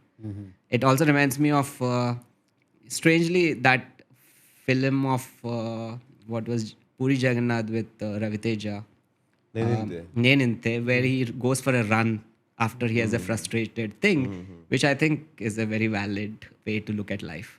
Because I genuinely feel that a lot of times you're not getting things how you want it, or the opportunities are not the way you want them to be. But the growth or learning is within your control. That's not for others. And once you learn something, no one can take that away from you. Cool. Do you think AI is going to change the way people perceive photographers? It does. Photographers' work and talent. The problem with that question is AI is a very generic word which is being used a large portion of time. It is good and bad. Like, for example, good in the sense, like, when we are working, let's say, I'm sure here you're using one of DaVinci or one of these softwares. Now, voice and isolation, so many of these things which would require so much effort, or you need very expensive equipment to create that can be easily solved with AI. So it allows more accessibility of very professional outputs or professional tools for a non-professional background person. That is, I think, one very critical thing. And I also feel like often it doesn't matter how you create it, how the final output is perceived and how it talks to the people is a more important conversation to look at. So I am very pro AI in the sense, like, the thing is, like, it is here to exist. The only issue I have with AI is a large portion of AIs are now what we call AI is actually LLMs, or large language models. And they are trained by using a large number of data, right? So this data sometimes is non-ethically taken away from people without, like, for example, I create an image. The rights of the image are with me, even though you hire me for creating that image. Now, when an AI takes that image and trains on it, ideally they should take permission or compensate you for your image being used to create a tool. But I don't think they were doing that. The initial generation of AIs, when OpenAI and all they came, I don't think they were doing that. That I have issues with. But other than that, like, a lot of fear with photographers or in general artists is like, hey, they're going to take away you. They're going to create things like you, like, or better than you, and so forth. But the thing is, aesthetic is not cannot be you like my aesthetic is a compilation of me borrowing it from different sources over the years. Right? Different things I've seen, movies, books, whatever might be that sources that inspired me to to see the world in certain way. AI is doing the same thing, but it's just a machine doing instead of you doing it. So then it kind of is a bit um, challenging to like see it as good and bad because essentially that is how you also operate. Like you are a kind of a person, you're also consuming from different sources and so forth. But the way photographers, like the previous generation of photographers, like for example, had freedom to uh, explore different kinds of possible imagery. Now I feel like, for example, still life or like food photography or like things which are more constructed could easily be built by AI. So you have to then more focus on other forms of mediums and so forth. Yeah. All right. Next question, please. That's Okay. it. All right. Those were our members' questions. If you want to ask questions, sorry, we have to sell this thing. Go for it. Please buy our membership. 29 rupees is our initial membership. It's called 30 ml, where you can ask questions to guests. But also, if you take the 299 membership, it's called Quarter Bottle. You get access to all our live shows And watch alongs. and watch-alongs. Cool. Final question by Dheeraj, who's our editor, is also aspiring filmmaker. Amazing, Dheeraj, yeah. what's your question? Hey, ask in the mic, no? So that no, but audience cannot listen to the question. Or you can repeat it maybe. I'll repeat it. whatever is Okay, we'll question, repeat it. yeah. Cool.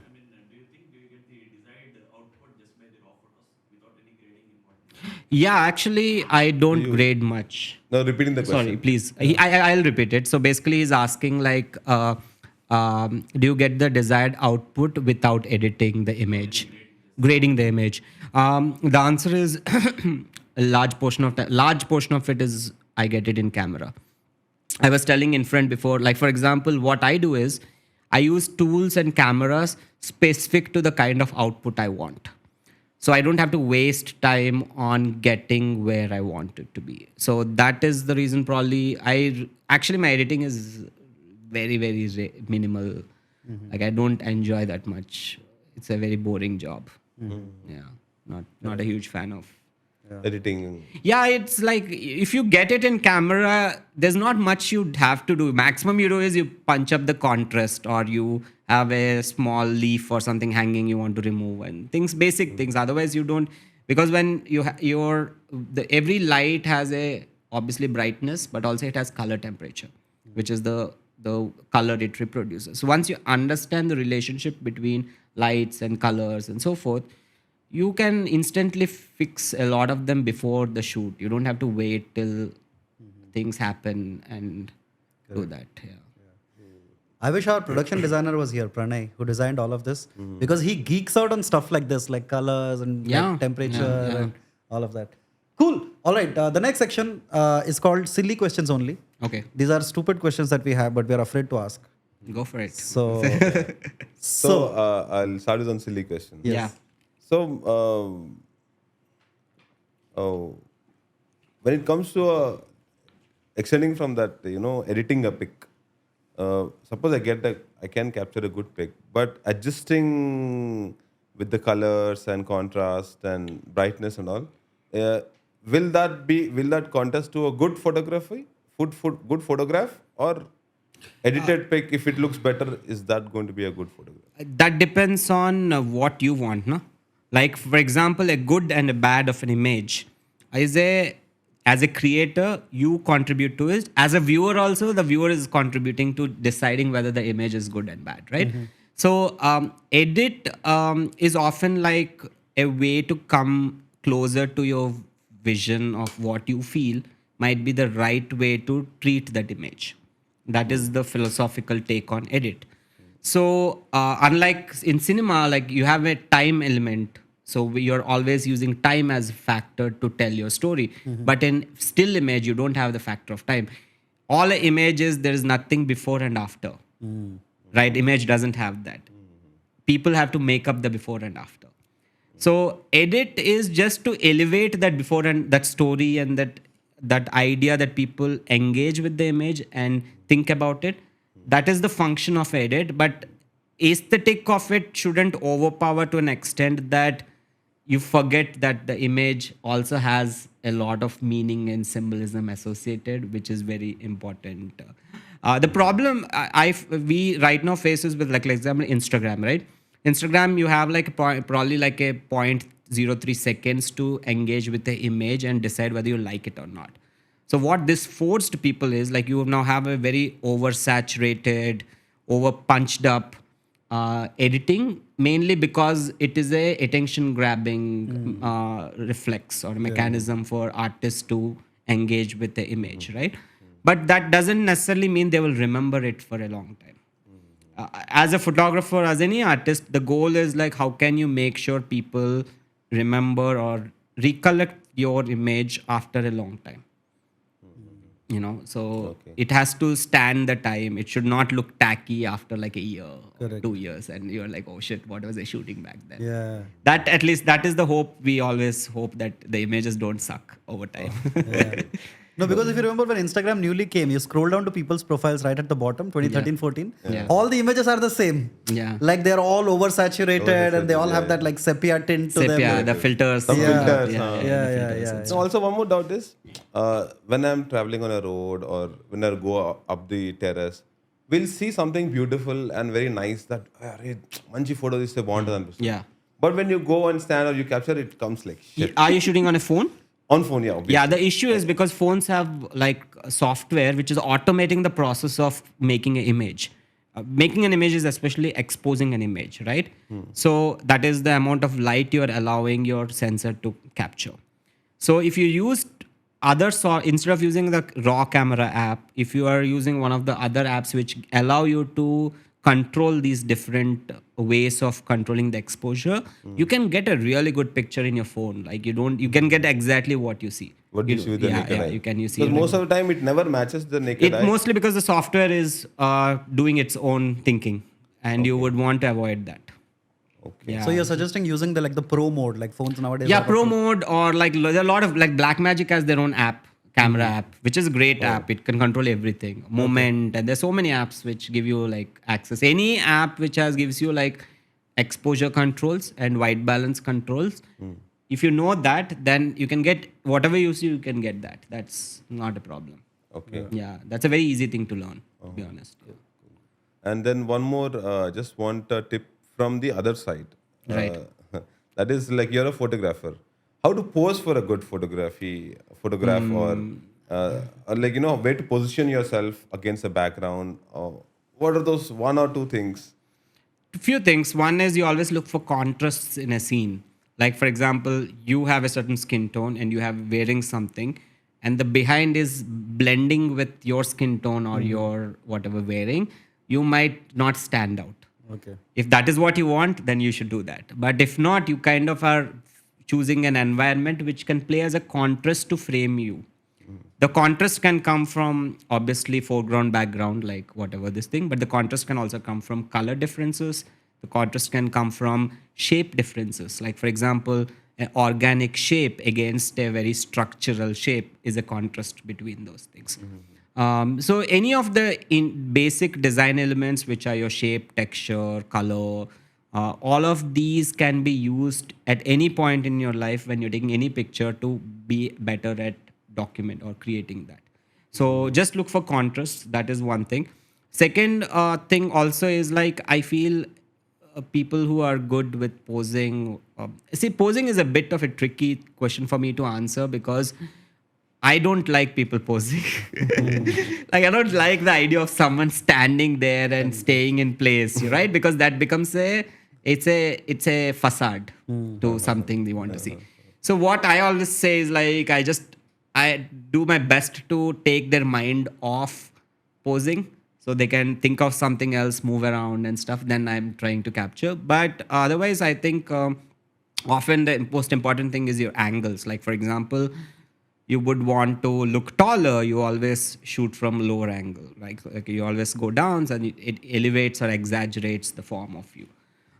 Or if you have a big head, don't shoot your camera straight here because it's going to even more elevate your big head. So things like that, which are like basics. But otherwise, you just have to keep shooting.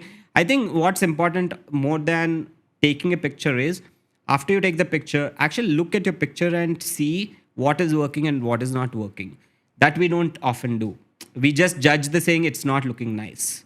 We are not questioning why is it not looking nice. So the moment you ask that question to every image you take, you eventually will become very good at framing or whatever you want to do and stuff. Correct.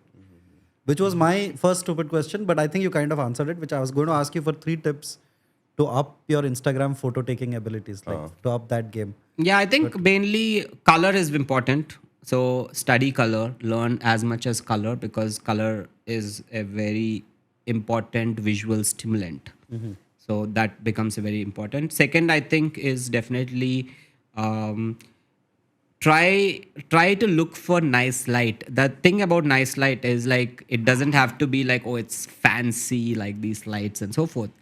In every day when we see around, there are moments where you will see a certain light falling on something and it inspires you to look at that thing, because what light does is light reveals the beauty of that object which exists on what it falls. So if you are able to find that joy of appreciating the beauty of that object or a person, then you start seeing light. Because till then it's just like a something else where you look at it from a very technical thing. So I would always suggest like you have phones, everyone can shoot, always look around, see things, you find something curious, take out and shoot. So that curiosity is gonna help you really find interesting elements, objects, and so forth, and that really helps you, because end of the day if you're all creating the same thing, it's boring.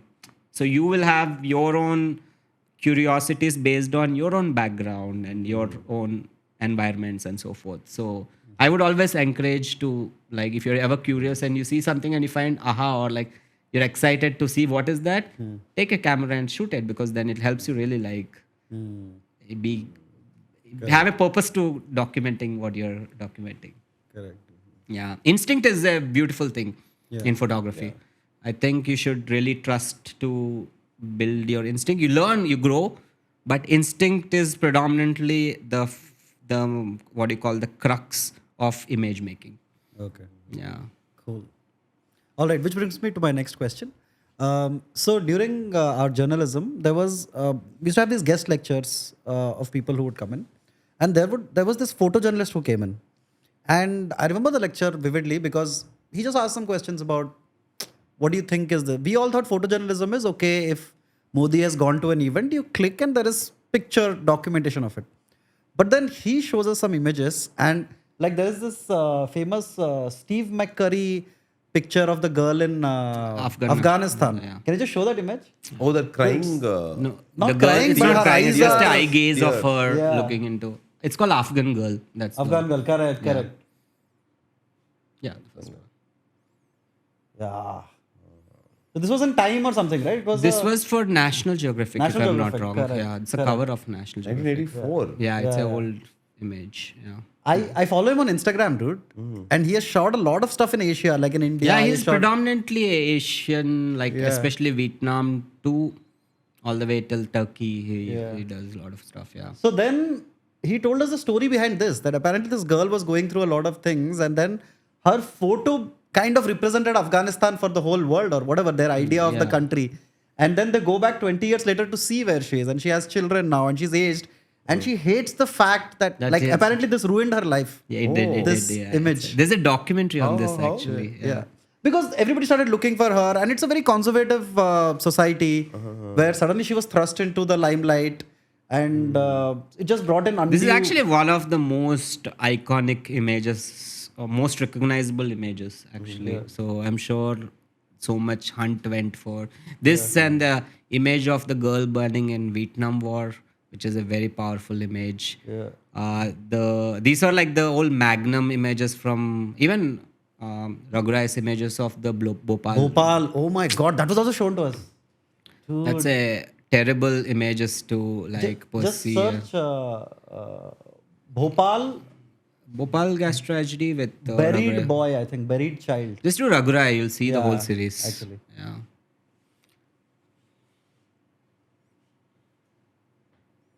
Just search images. Burial of an unknown child. Yeah. Yeah, it's a trigger warning for everyone if you're Yeah. sharing Please it. be careful while you- yeah, watch it. Yeah. So this was the image, Yeah. right? And then there was another image that I don't remember the photographer, but it was like it's some white dude in Africa, With and the vulture? the vulture. Fuck. I That remember is- this. Oh no. That is like the child Vulture is is waiting- malnourished. it's waiting the to- vulture is waiting to eat that, and it threw up all these like moral dilemmas of should the Do you photographer. participate in the process of Yeah. helping that person or Yeah, can you just show that image, please? yeah. Just search child vulture famous photo. It's Africa, just I think vulture Africa. The vulture and the little I didn't know it was a little girl. Yeah, this is the image. Yeah, yeah. He died now after Yeah, he he killed got himself depression or and he something, killed yeah. himself, and If I'm not like he wrong. got criticism from around the world for this image. Which is this? It's just a vulture waiting for the child to die so it can eat the child, right? And then there were these images from India's famine that he showed us, which was From the Kolkata one? from the Kolkata one, 1920s, where, yeah. the whole family is now skeletons, right? Yeah. And the patriarch of the family is holding a stick to keep away animals or other humans from coming and eating. I don't think I've seen that image though. I'm not sure. Anyway, Wow, we went straight into like death and death decay. and yeah, No, that's but- okay. It's I would just talk about because you brought this topic. I will also talk about this other photographer who I just worked with. Her name is Manjari Sharma. So she did a project which is just this insane stuff. Like so, her mother had dementia, so she couldn't remember anything, right? So she lived in the house in this Lokhandwala place, and she knows where to go every day and come out. Other than that, she doesn't remember or recognize anything. So she documented her mom for 13 years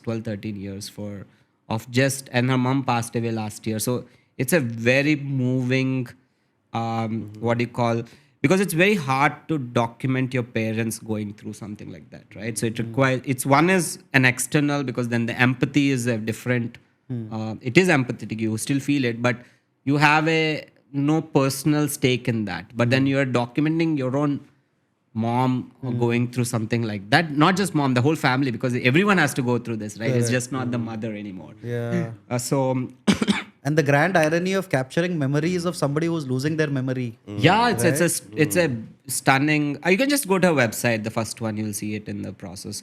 So I just finished another project with her. I was doing the video work for her for a museum in US, and each of now the new series. This is the series of her mom. That's her daughter. Oh.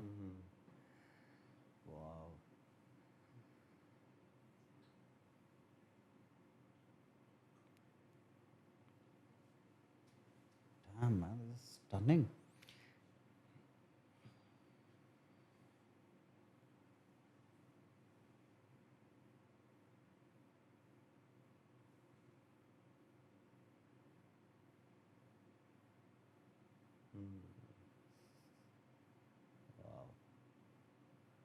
Is it okay if we show these images to Yeah, the... these are all in public domain. Oh, It's they're fine. public Yeah, domain. that's Okay, absolutely. okay. I just wish people could see what we are going. Wow. Is that possible to show? Like We can show it as a overlay. Oh, that's great. That's amazing. Yeah, yeah. I'm like she is also been like a friend of mine. So her brother also is on the autistic spectrum. So he is also a very interesting person. Like we just finished a project. Basically, she was doing after the series, which is done now. Someone commissioned her to do on afterlife.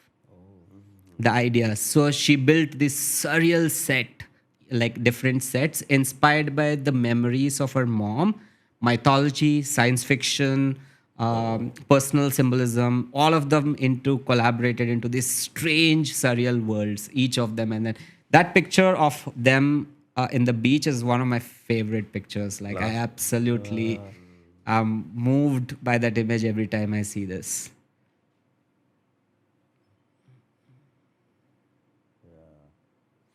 I also feel like more photographers, like my take about, especially in photojournalism, if you see, we tend to glamorize so much of looking outwards when there's so many beautiful stories around us, right? Like you have a story in all of us within our house.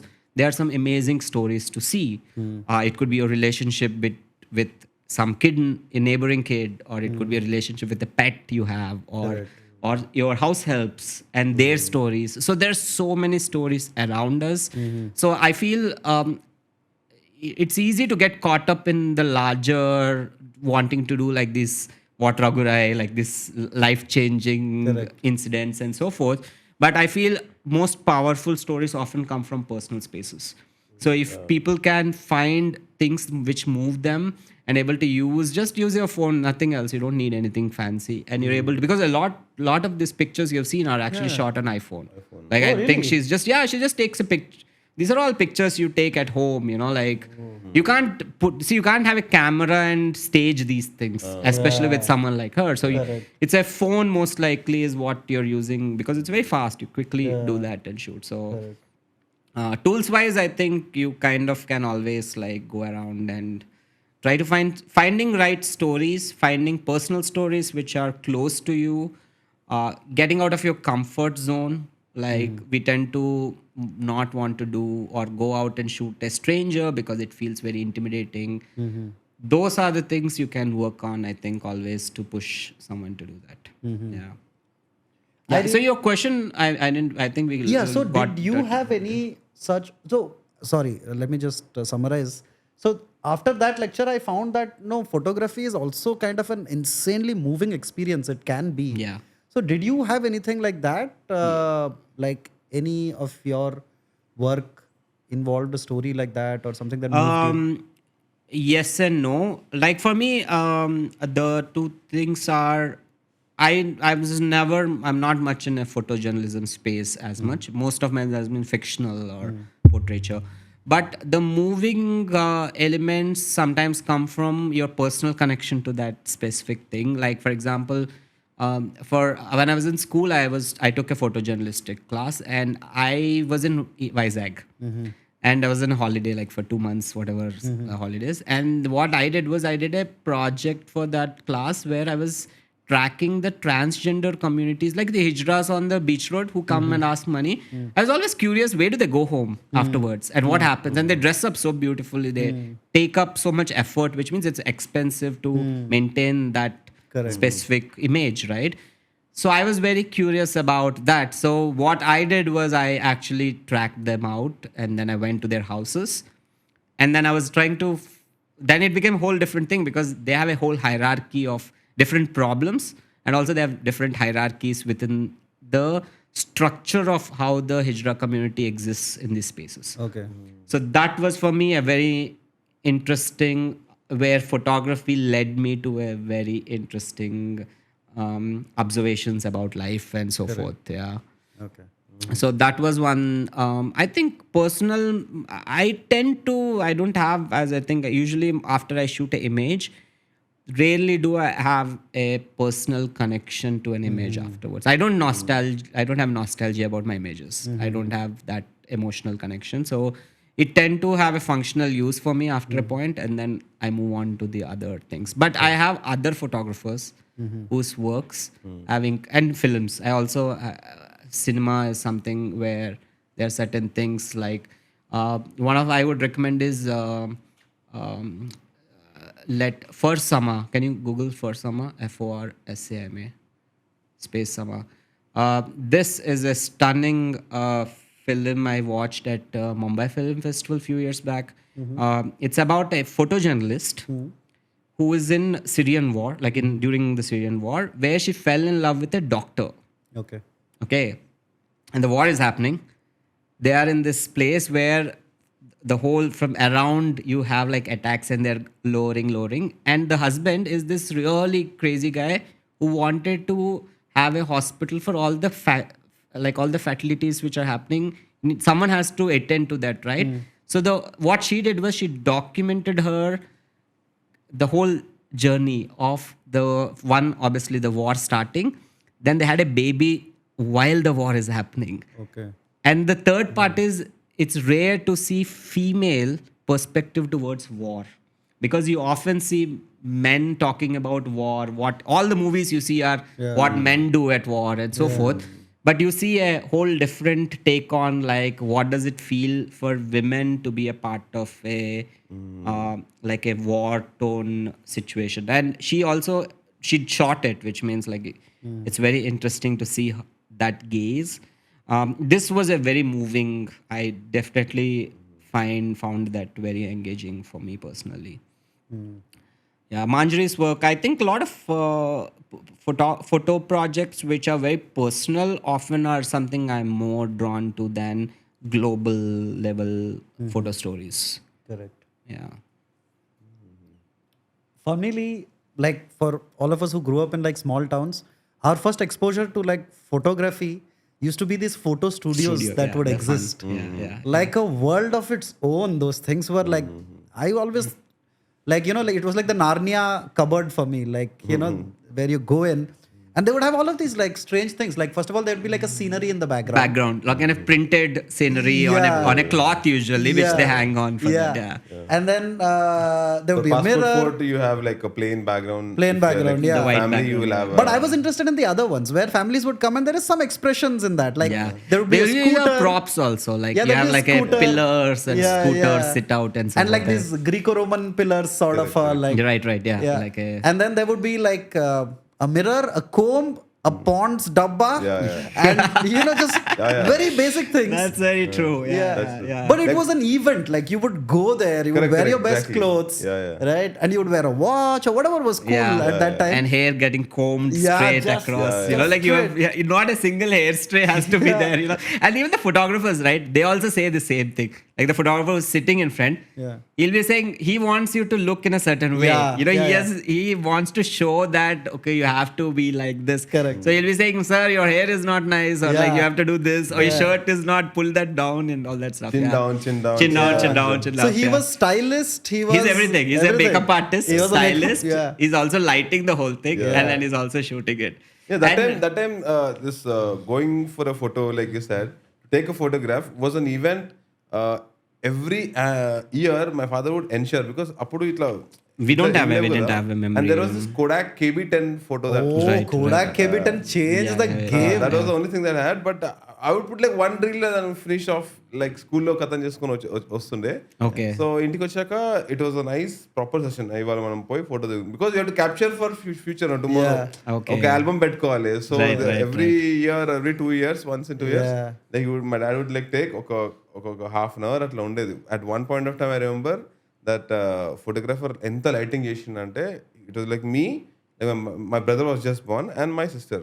No, I think my brother he grew up 5 years or something, and lighting పెడుతున్నాడు something he was doing like ఒక half an hour అయింది.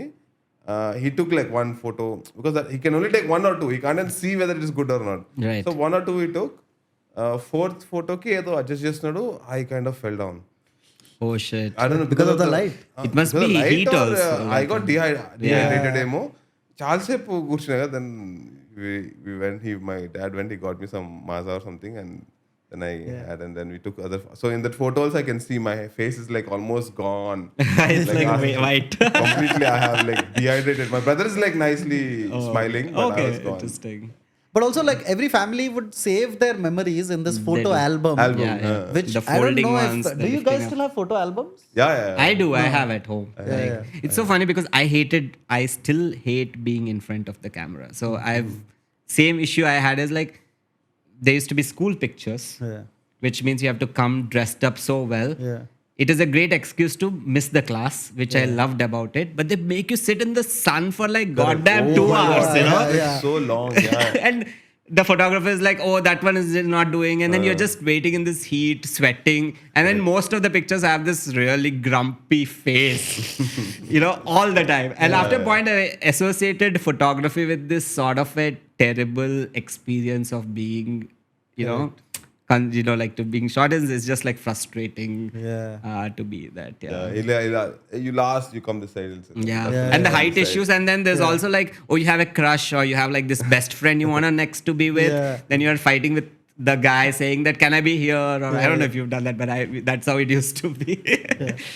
I used to For hate me, I it. remember like there was this whole thing like in the early 90s where they would dress up guy like male children as As a women and click a picture. Yeah. And I was like, no With fucking the way. dot on the Yeah. side, And I was Nazar. like, Yeah. no fucking way. So I cried and cried, threw up a fucking storm. And I'm like, no fucking way. I'm going to get documented in history Yeah. forever. But yeah, those were like. You go for to me- every home, there you'll find The female version of you. Yeah. I didn't have my brother. The problem is it's okay if they shot it because most likely what often happened, what I've noticed is this is a very common if they didn't have like a female, like a kid. Yeah, yeah. Correct. Most likely both are the Yeah. male kids yeah. or like Correct. as they want to do Correct, it. But the problem is when relatives come, they take this damn picture Yeah. and then show it in front of everyone, which Yeah. was such a humiliating experience growing up. You know? You're like, why the hell would you do that? Something like that, you know? Yeah. Like it's For just them so, it is like fun attitude. Yeah, like, and you are so embarrassed. You're like, but then but that's very interesting, right? I've Yeah. not seen this in other cultures as much, actually. Yeah. No, in India, there is that culture of kind of like, I don't want to use the word cross dressing, but that is like all your popular heroes of that time have a movie or a song where they're dressed up as a woman. Any actor across any industry, if you see, there'll always be, you know, whether it's Amitabh Bachchan or Shah Rukh Khan, Chiranjeevi, anybody you take, there will be them in a. Correct. So I don't know, maybe it's some sort of a cultural thing. Yeah. But I remember in Bhubaneswar, where I grew up, there was this dude who was the photographer and he was the stud of the locality. Like he was the god, right? And we all were in awe. And that guy, I think it was Sunny Photo Studio or whatever. And these photo studios were large spaces at that time. Like, you know, because they had so much business, right? Not only the passports, but you also have to take these things. Then he develops it, he gives you, then he gives you negatives. Album also, he'll sell you. He'll sell you the he'll sell album. albums Yeah, also, there was a whole, it was an ecosystem of its own. So this dude was the stud. He was a heartthrob. And I was in awe, right? Because just the amount of power he had at that time. It's like, no. So I used to live nearby and he used to say things like, no, change the shirt and come. I'm like, oh shit, okay. So I had to go home, change. That kind of power. And then he also like had so much personality, right? Whatever was the famous film of that time, he would dress up like that dude. Oh, Right? Like when Kaho Na Pyar Hai came and Hrithik Roshan wore that netted vest. Yeah, the waist. Sort of, Yeah. This dude would walk around with a netted vest. And I was like, Oh, that's so Sunny. crazy. So him being a photographer just gave him access to follow uncanny fashion that other people in Odisha would not. He was And just- then he was doing that while shooting. He dresses up like this. yeah, and come. he would Oh, dress wow, up That's and amazing. like, and his studio was right outside Ramadevi Women's College, which was the most famous women's college. So he had his whole thing. He was the, you know, the thing. Yeah. yeah, he was the thing at that time.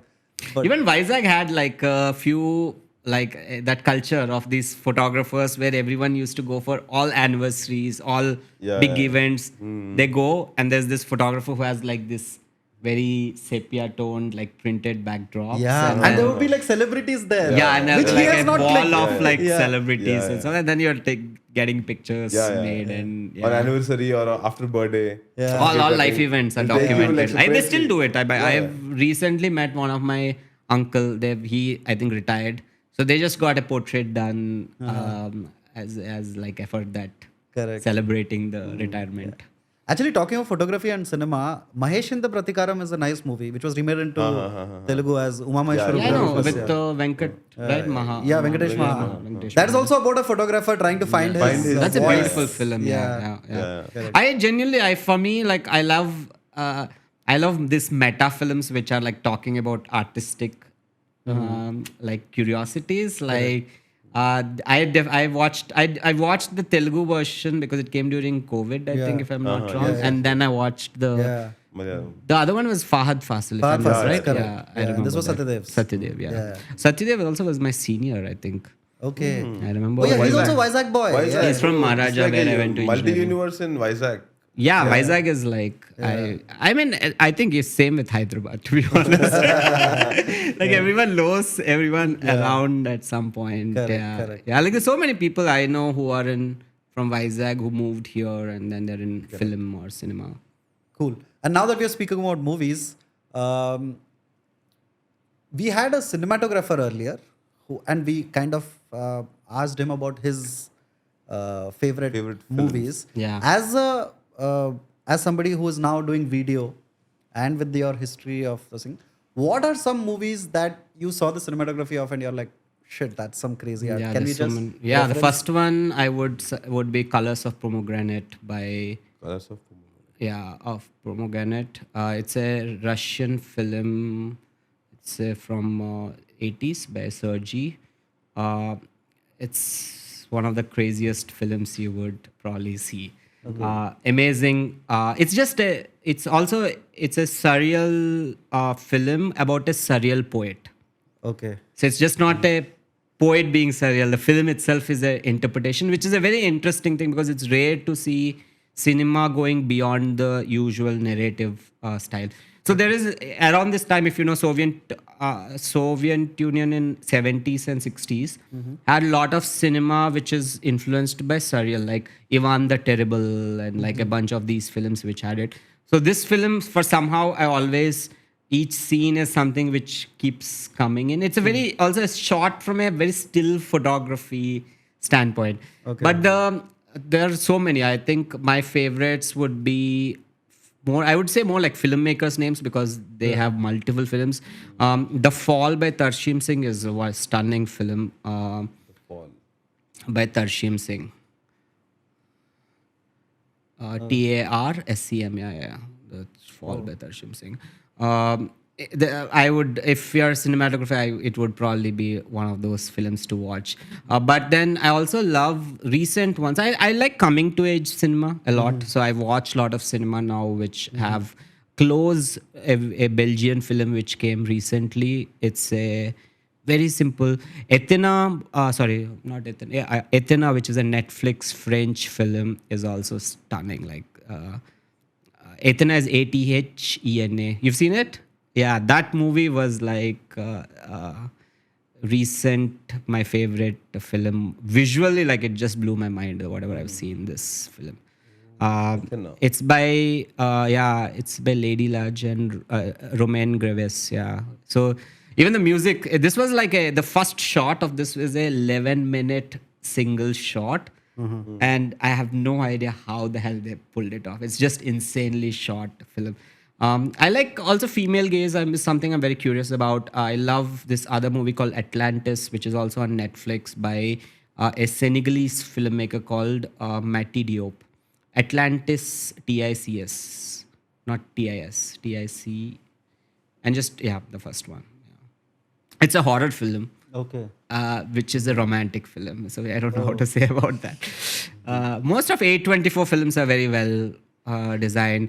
I remember, A24, a lot of Florida Project is one of my all-time favorite films by Sam Baker. So his all films visually I'm always drawn to. Like it's just so pulls you into the life of it. Yeah. These are more of the newer kind of films I enjoy usually. And there are not many films. I think also childhood is something I enjoy watching in cinema. So a lot of these films do have some element of childhood associated with that. Have you watched any movie cases where you are like you forget blown the by- story and all, but the image is just like The visuals. yeah. Off late Kalki. That is like Okay. still sticking in my. Oh wow, mind. I'm hoping to watch it tonight. So I'll. But before that, Have you watched this movie called In the Mood for Love? Yeah. That has this Wong Kar-wai movie, and this Christopher Doyle, I think. Who's Yeah, Christopher Doyle is the one who shot it. I met Doyle actually. Really? Yeah, he was one of my friends' dad brought him to, like, I know KU Mohan, I can say the name. So he is friends with Christopher Doyle, and this Christopher Doyle came to Mumbai Film Festival for a talk. Even Ari Aster was there, who made what is that movie? Hereditary and a bunch of these other, not Hereditary, but Hereditary. Yeah, Ari Aster made. Yeah, Hereditary. Yeah. This movie I remember watching in some like film festival. visually very appealing. This. Yeah, there's one scene, dude, in this. Can you just go to like? It's got like this violin playing and the theme, Yumeji's theme, some theme. Can you just go to YouTube? Where it's like there are two people. They are married to different people, but they're there in Hong Kong. Hong Kong? Is it Hong Kong? I think Shanghai, I don't know, Hong Kong or Shanghai, one of those places. yeah. And Umeji's theme. Yeah, images, but that's not the video. This No, is just play the video, play the with video. The theme, you need to. So it's like they meet only when they go out to have dinner, right? And that is, and they just steal glances at each other, and then, but it feels so personal. Like I felt like I knew both of them. And they're also like they're tenants, Yeah. right? This tenants who stay Yeah. and then kind of come across each other and finding some sort of even Fallen Angels is also a film I really enjoy. It's just because everything is shot like super wide. So that's the only movie where I'm like, environment is so in your face. Like I'm always like, holy shit, like how is this movie so like ethereal? Like you can almost feel like you're right there with them, and the speed at which they're going, you feel the speed, because it makes you feel like you're just there. In fall. So yeah, what is your films which you found where the visuals are visual really of it appealing. blew your mind, or it might be even in the past, not something new. In the past, Kumbalinga Nights is a very well Oh lit. my it's so well God. It's a very well lit, very naturally shot. Ankunta. I don't know. Even how recently, Brahmayugam was so good. much. Yeah, Brahmayugam Brahmayugam was surreal. Because for me it's just not surreal. Technically also the blacks, when you shoot black and white, it's very easy to make it look very dark. If you see Brahmayugam, the kind of, even in the darkness, they are able to get so much out of darkness. It's very well crafted black and white film. Even Roma, which is another insanely good film. Roma. Yeah. Alfonso Cuarón. Yeah, that's also like Roma was moving, dude. yeah, it is. I watched it on a phone in Mumbai, just alone in an apartment. It also played at Mami in a big screen. Oh yeah, Yeah, it came. did. But I watched it on Netflix on a small, sweet, yeah, small okay. phone. But I just remember thinking about it over and over again because that's also like childhood and Yeah, those it is. kind It of is. things. It's a beautiful film. Absolutely. Man, I love this guy, dude, Alfonso Cuarón. Yeah. He was also producing one Marathi film with that coat I know. guy, right? That was also, I haven't watched that, but I was The Disciple. Are you The talking about Disciple. Dude, beautiful movie. That Yeah, is. I've yet to watch it. Yeah, I'm yet to Alfonso watch Cuarón. it. He produced it. I produced, or he was execute. I don't know. Something He was is creative director or something. creative Disciple. producer, I think. Yeah. Yeah, so Chaitanya Tamane, who made Court, and this was his next film after that. Okay, You have not, I think we watched it together, dude. No, Code I remember watching. Disciple we didn't watch? No. Damn. Disciple is like, he's learning classical music. Right. And you watched the movie? I didn't watch the movie. I watched Court. I saw the trailer of it, but I somehow never happened to like sit across and watch it yet. So I won't spoil it for you, but it Yeah. has one of those. So he's trying to revive the tapes of an old maestro. And he's going on listening to her, right? And then there are these long shots where he's in Mumbai and he's just on his bullet and that old lady's voice is just going through his mind all the time.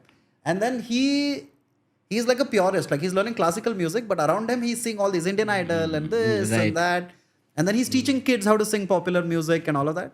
And then there is a climactic scene that comes in that film which just blew my mind. Like it just blew my mind. It's one of my favorite Yeah, it reminds me, like, what's so funny? Because I just remembered that because we were talking cinema, like, there is so much influence. If you are in India and you are, irrespective of what visual medium you are in, cinema, I feel, plays a huge role in your early inspirations and so forth. Because I think, even though photography happened very late, I still, the first time I watched, let's say, Bombay, Maniratnam's Bombay, right? The atmosphere of like that rain is something, I don't know, I felt so caught up in that environment, like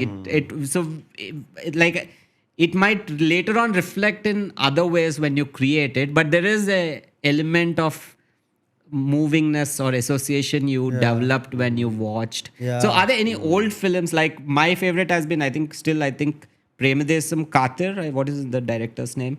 Katir. I'm a huge fan of Katir, mainly because I also am a huge fan of Sonali Bindri. Oh my and God, he she's a goddess. showed the song he shot of her in that film where there's in Australia, I think they shot on top of that whole cliff, mountains. the mountains, and then even if you watch it now, it feels like it could totally pass off as today. The gaze it doesn't feel like cheap. You know, like you look at the video even today and you're like, hey, that's so well shot even now, Correct. you know. Yeah. So I was always like Katir, I think even Tabu, how he showed in Premadesam, like for example. These are things because I've now shoot so many like actors, especially women, and this is something I think about. Like I'm always wondering, like I shouldn't feel like tomorrow I look at an image we created and I'm like, why the hell did I would shoot someone like that, you know? Correct. So that, like I mean, that is the once you're conscious of it, then you look at cinema, then you realize, okay, what is the gaze of the filmmaker in that? You know? Correct. Yeah. Even this movie, Kamadi Pattam, I guess. What is it Kamadi called? Pattam. Kamadi Pattam. It's a Telugu film? No, it's a No. Malayalam. Dulquer Salman. Dulquer Salman's. Yeah. What's that? He's a famous cinematographer? director. Yeah. Famous cinematographer. Rajiv Ravi. Rajiv Ravi. Oh, Rajiv Ravi directed this. Okay. Yeah, I like Rajiv So Ravi. love very good. Rajiv Ravi. Yeah. This has His very wife good- is also amazing filmmaker. Huh? Yeah, like she made Manto, right? Like, what is her name? Can you check Rajiv Ravi's? Geetu Mohandas. Yeah. Okay. Yeah, I think she's also her gaze is also she also has a very strong film language to herself. Okay. Yeah, So in I your didn't know Arjun Das was her brother. sibling, yeah, I just saw that. I just Oh, knew. Arjun I Das. did. I mean, I've known her work for a long time, but I didn't know that information. She's working with Yash now, no? The Toxic. Yeah, she was making film Muton. with, Okay. yeah. Nala Damayanti. Muton is nice. I like her film actually. So when you were growing up in Vizag, were you exposed to any Telugu cinema? All. Were you Everything. All of them? Yeah, I only watched Telugu cinema. Like I have my family, a large portion of them are obsessed with cinema. Like even today, I think one day film is a very common occurrence. So Okay. they watch like any film which comes, any Telugu film which is there. There's always watching it. So I did watch a lot of.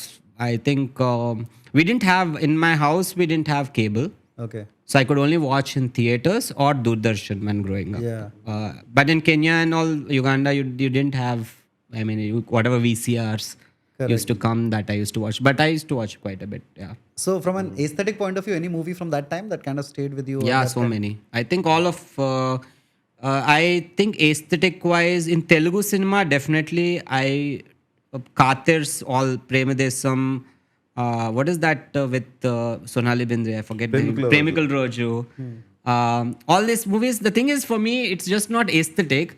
What I found very interesting about his work was he has this American like import, right? Like he's taking elements of like cyber cafes, Correct. culture of like this cool Loyola College hanging out. Like it's a fictionalized version of an American culture brought here.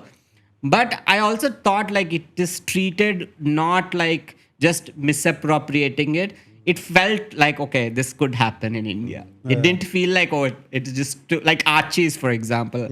You can never associate that to being an Indian environment, right? But then he had this whole thing of like, so I also used to love, there used to be this cinematographer who made, he was also director from 80s, Balchandra. Sorry, not Balchandra. Balchandra's assistant. Like Balu Mahendra? Balu Mahendra. Yeah. So Balu Mahendra's films I didn't know he was the filmmaker when I watched it.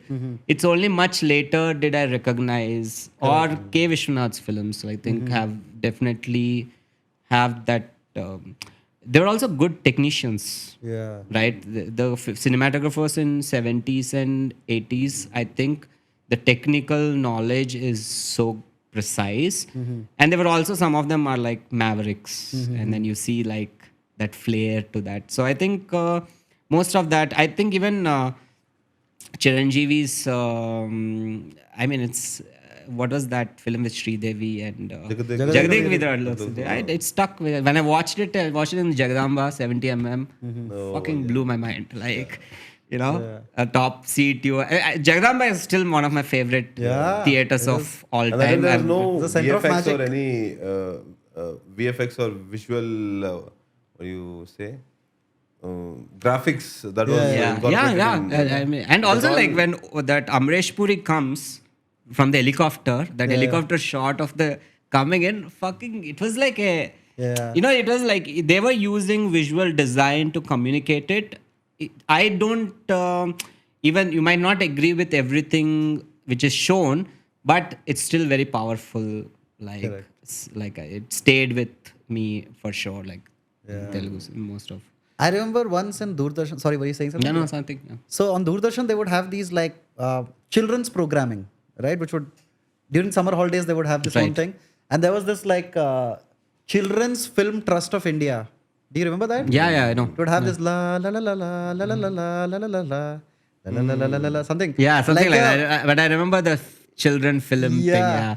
Like a photo reel would make an elephant. I remember that was the Oh right, I remember that. Yeah, I know. This is the one. Like it turns into an elephant. Elephant, Yeah, I yeah. know. I remember that. So in this, I would wait for this. This was like my acid trip, right, as a child.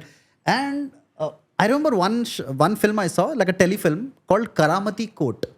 Do you remember? Do you? No, I haven't any chance? seen it, no. So it was Karamati Court. So there's a kid. He's an orphan, and he this guy. Oh, it has Wait, Irfan it's Khan. Irfan Khan? Yeah, Oh, I didn't know that. Oh, it must be Irfan Khan's just like a child.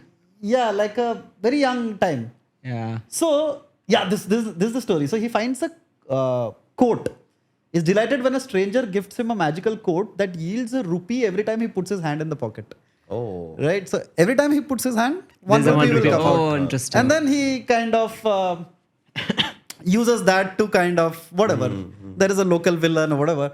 But I remember watching it and just being like I would dream about a Karamati coat all the time, right? And sometimes I would just be like, suppose I'm wearing a shirt off long time, I'll just check the pocket if there's one rupee. There won't be. But now, funnily, when I take my clothes out of the washing machine, You do there is find always 10 rupees or 1 rupee coin, 2 rupee coin. Yeah. It's obviously not the same emotion, but yeah. Yeah. Cool.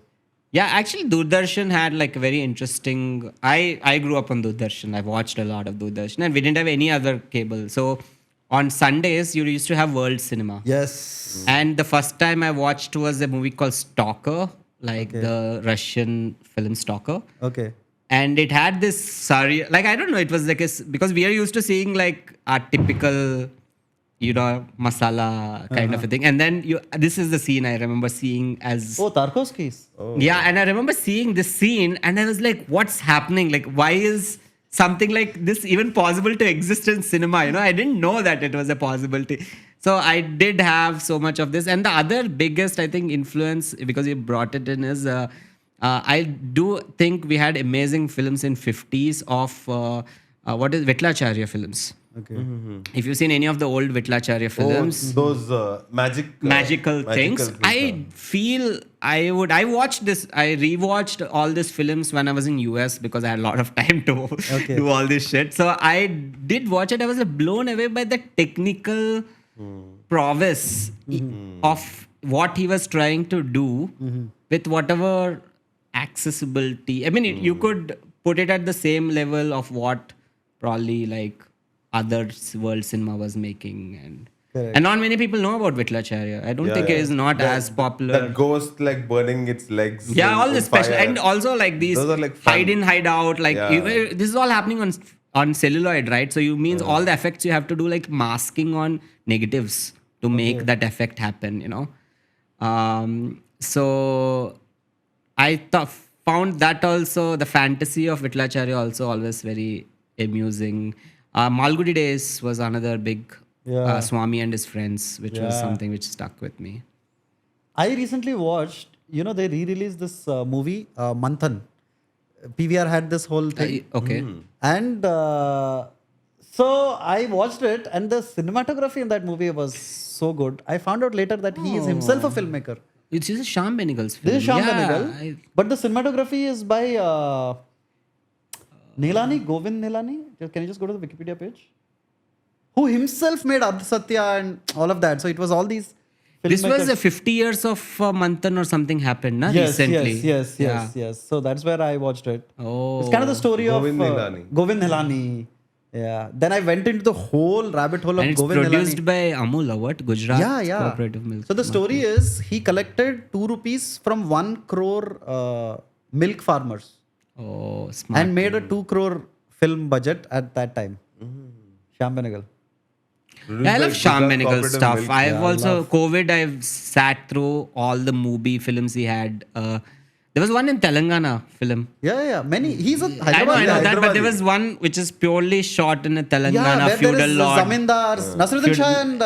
It was not Nasruddin Shah, it was this other guy. Can you just And I go- think it was Smita Patil only, if I'm not wrong. For Mabhumiya. Mahabhum kaadu. Adi, No, that is Gautam Ghosh. Ankur. I think it was Ankur. I think just let me see. Yeah, it's Ankur. Yeah. Yeah. Sorry, it has Shabana Asmi. Sorry, my bad. Yeah, no, I remember the climax. They go into these like boulder hills and they're escaping Yeah, it's from... crazy film. Like I was like, I wish we did have that alternate cinema which took over in 70s and 80s. Yeah. I wish it survived through 90s and 2000s. Yeah. By 90s, they had died. Like these kind of Yeah, cinema was 90s not being was made like, anymore. I think we don't also have like for example, Europe has cultural grants, right? Like you have like Canal Plus and all these Correct. guys who have a decent like they put it in different places money. Even France, all of French movie work like that, where they Yeah. kind of give money and whatever they make, they again redistribute that system, right? Correct. Funnily, ours is all the risk is with the producer. We don't have any support system for our cinema. So that I think is the tricky part, unless we get something like that. Cool. And I'll just dive right into... We were discussing something and I was quite surprised that... Avanti Cinema. Yeah, that you like Avanti Cinema quite a bit. Yeah, And I can you think, tell us why though?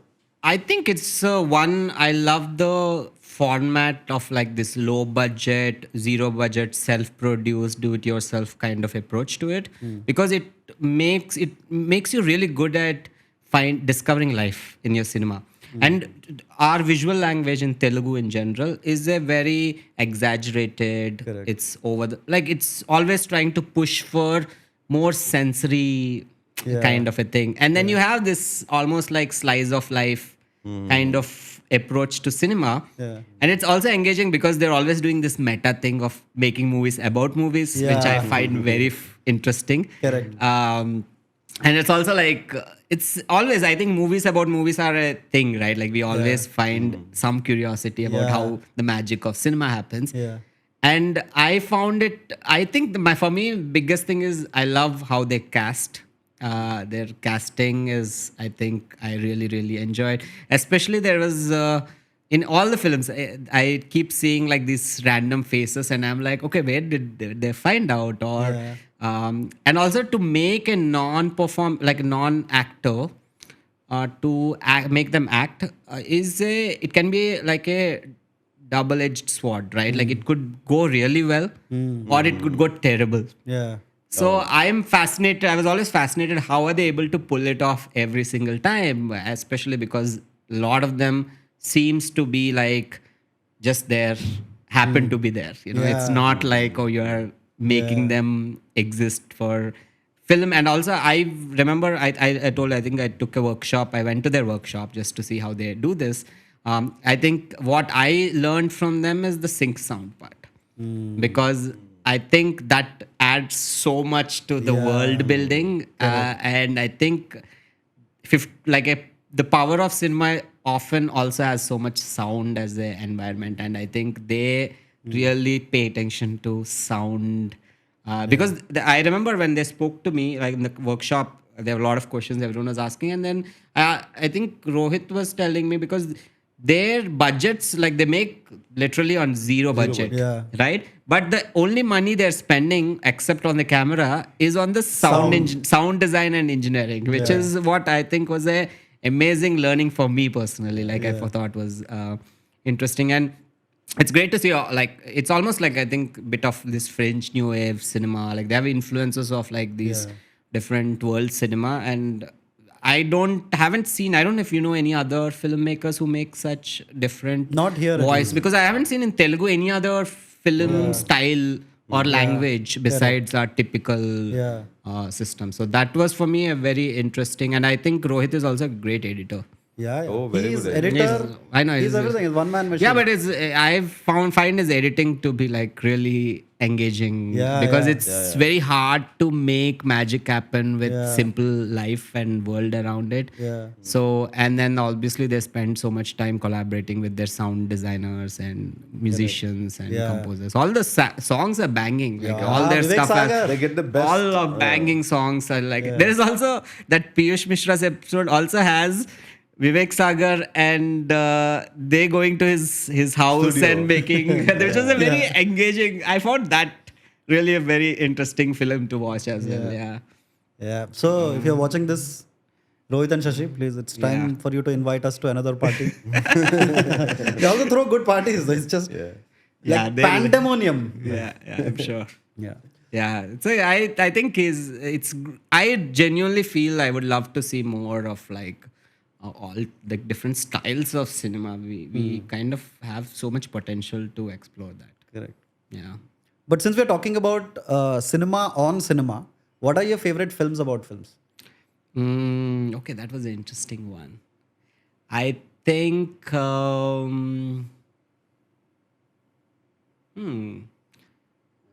Definitely, I think obviously Martin Scorsese's what was that film?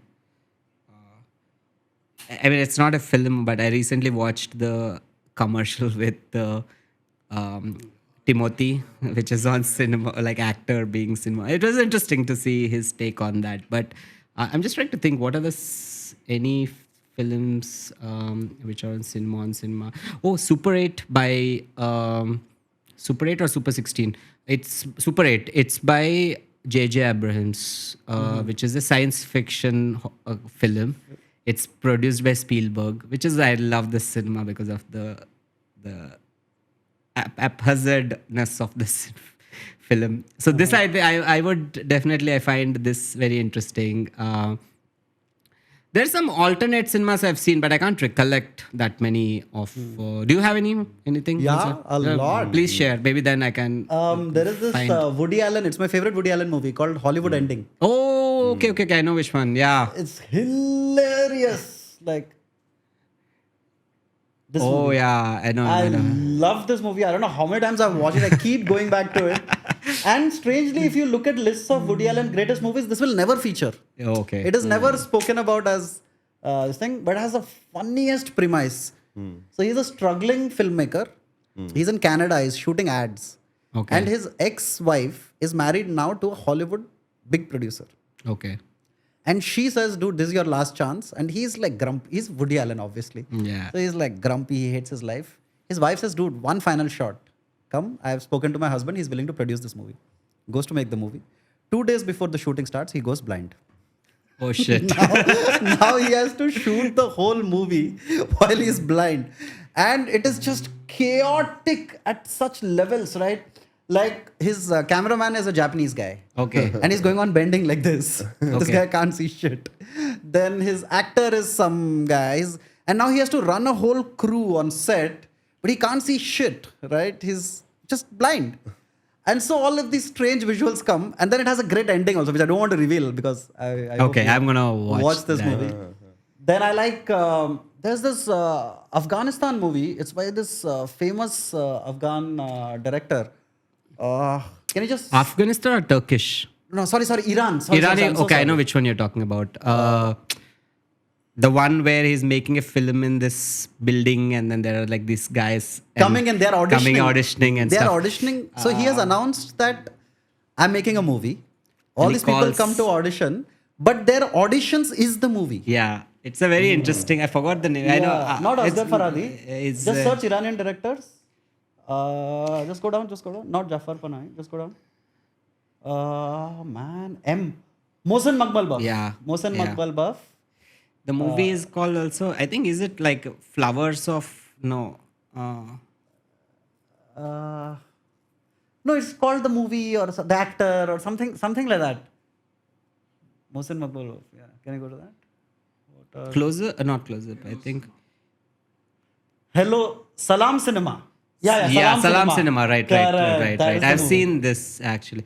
Yeah, I know now. I know a few films now. Yeah. I mean, okay. I think this one I remember seeing it a while back. Yeah. Wow.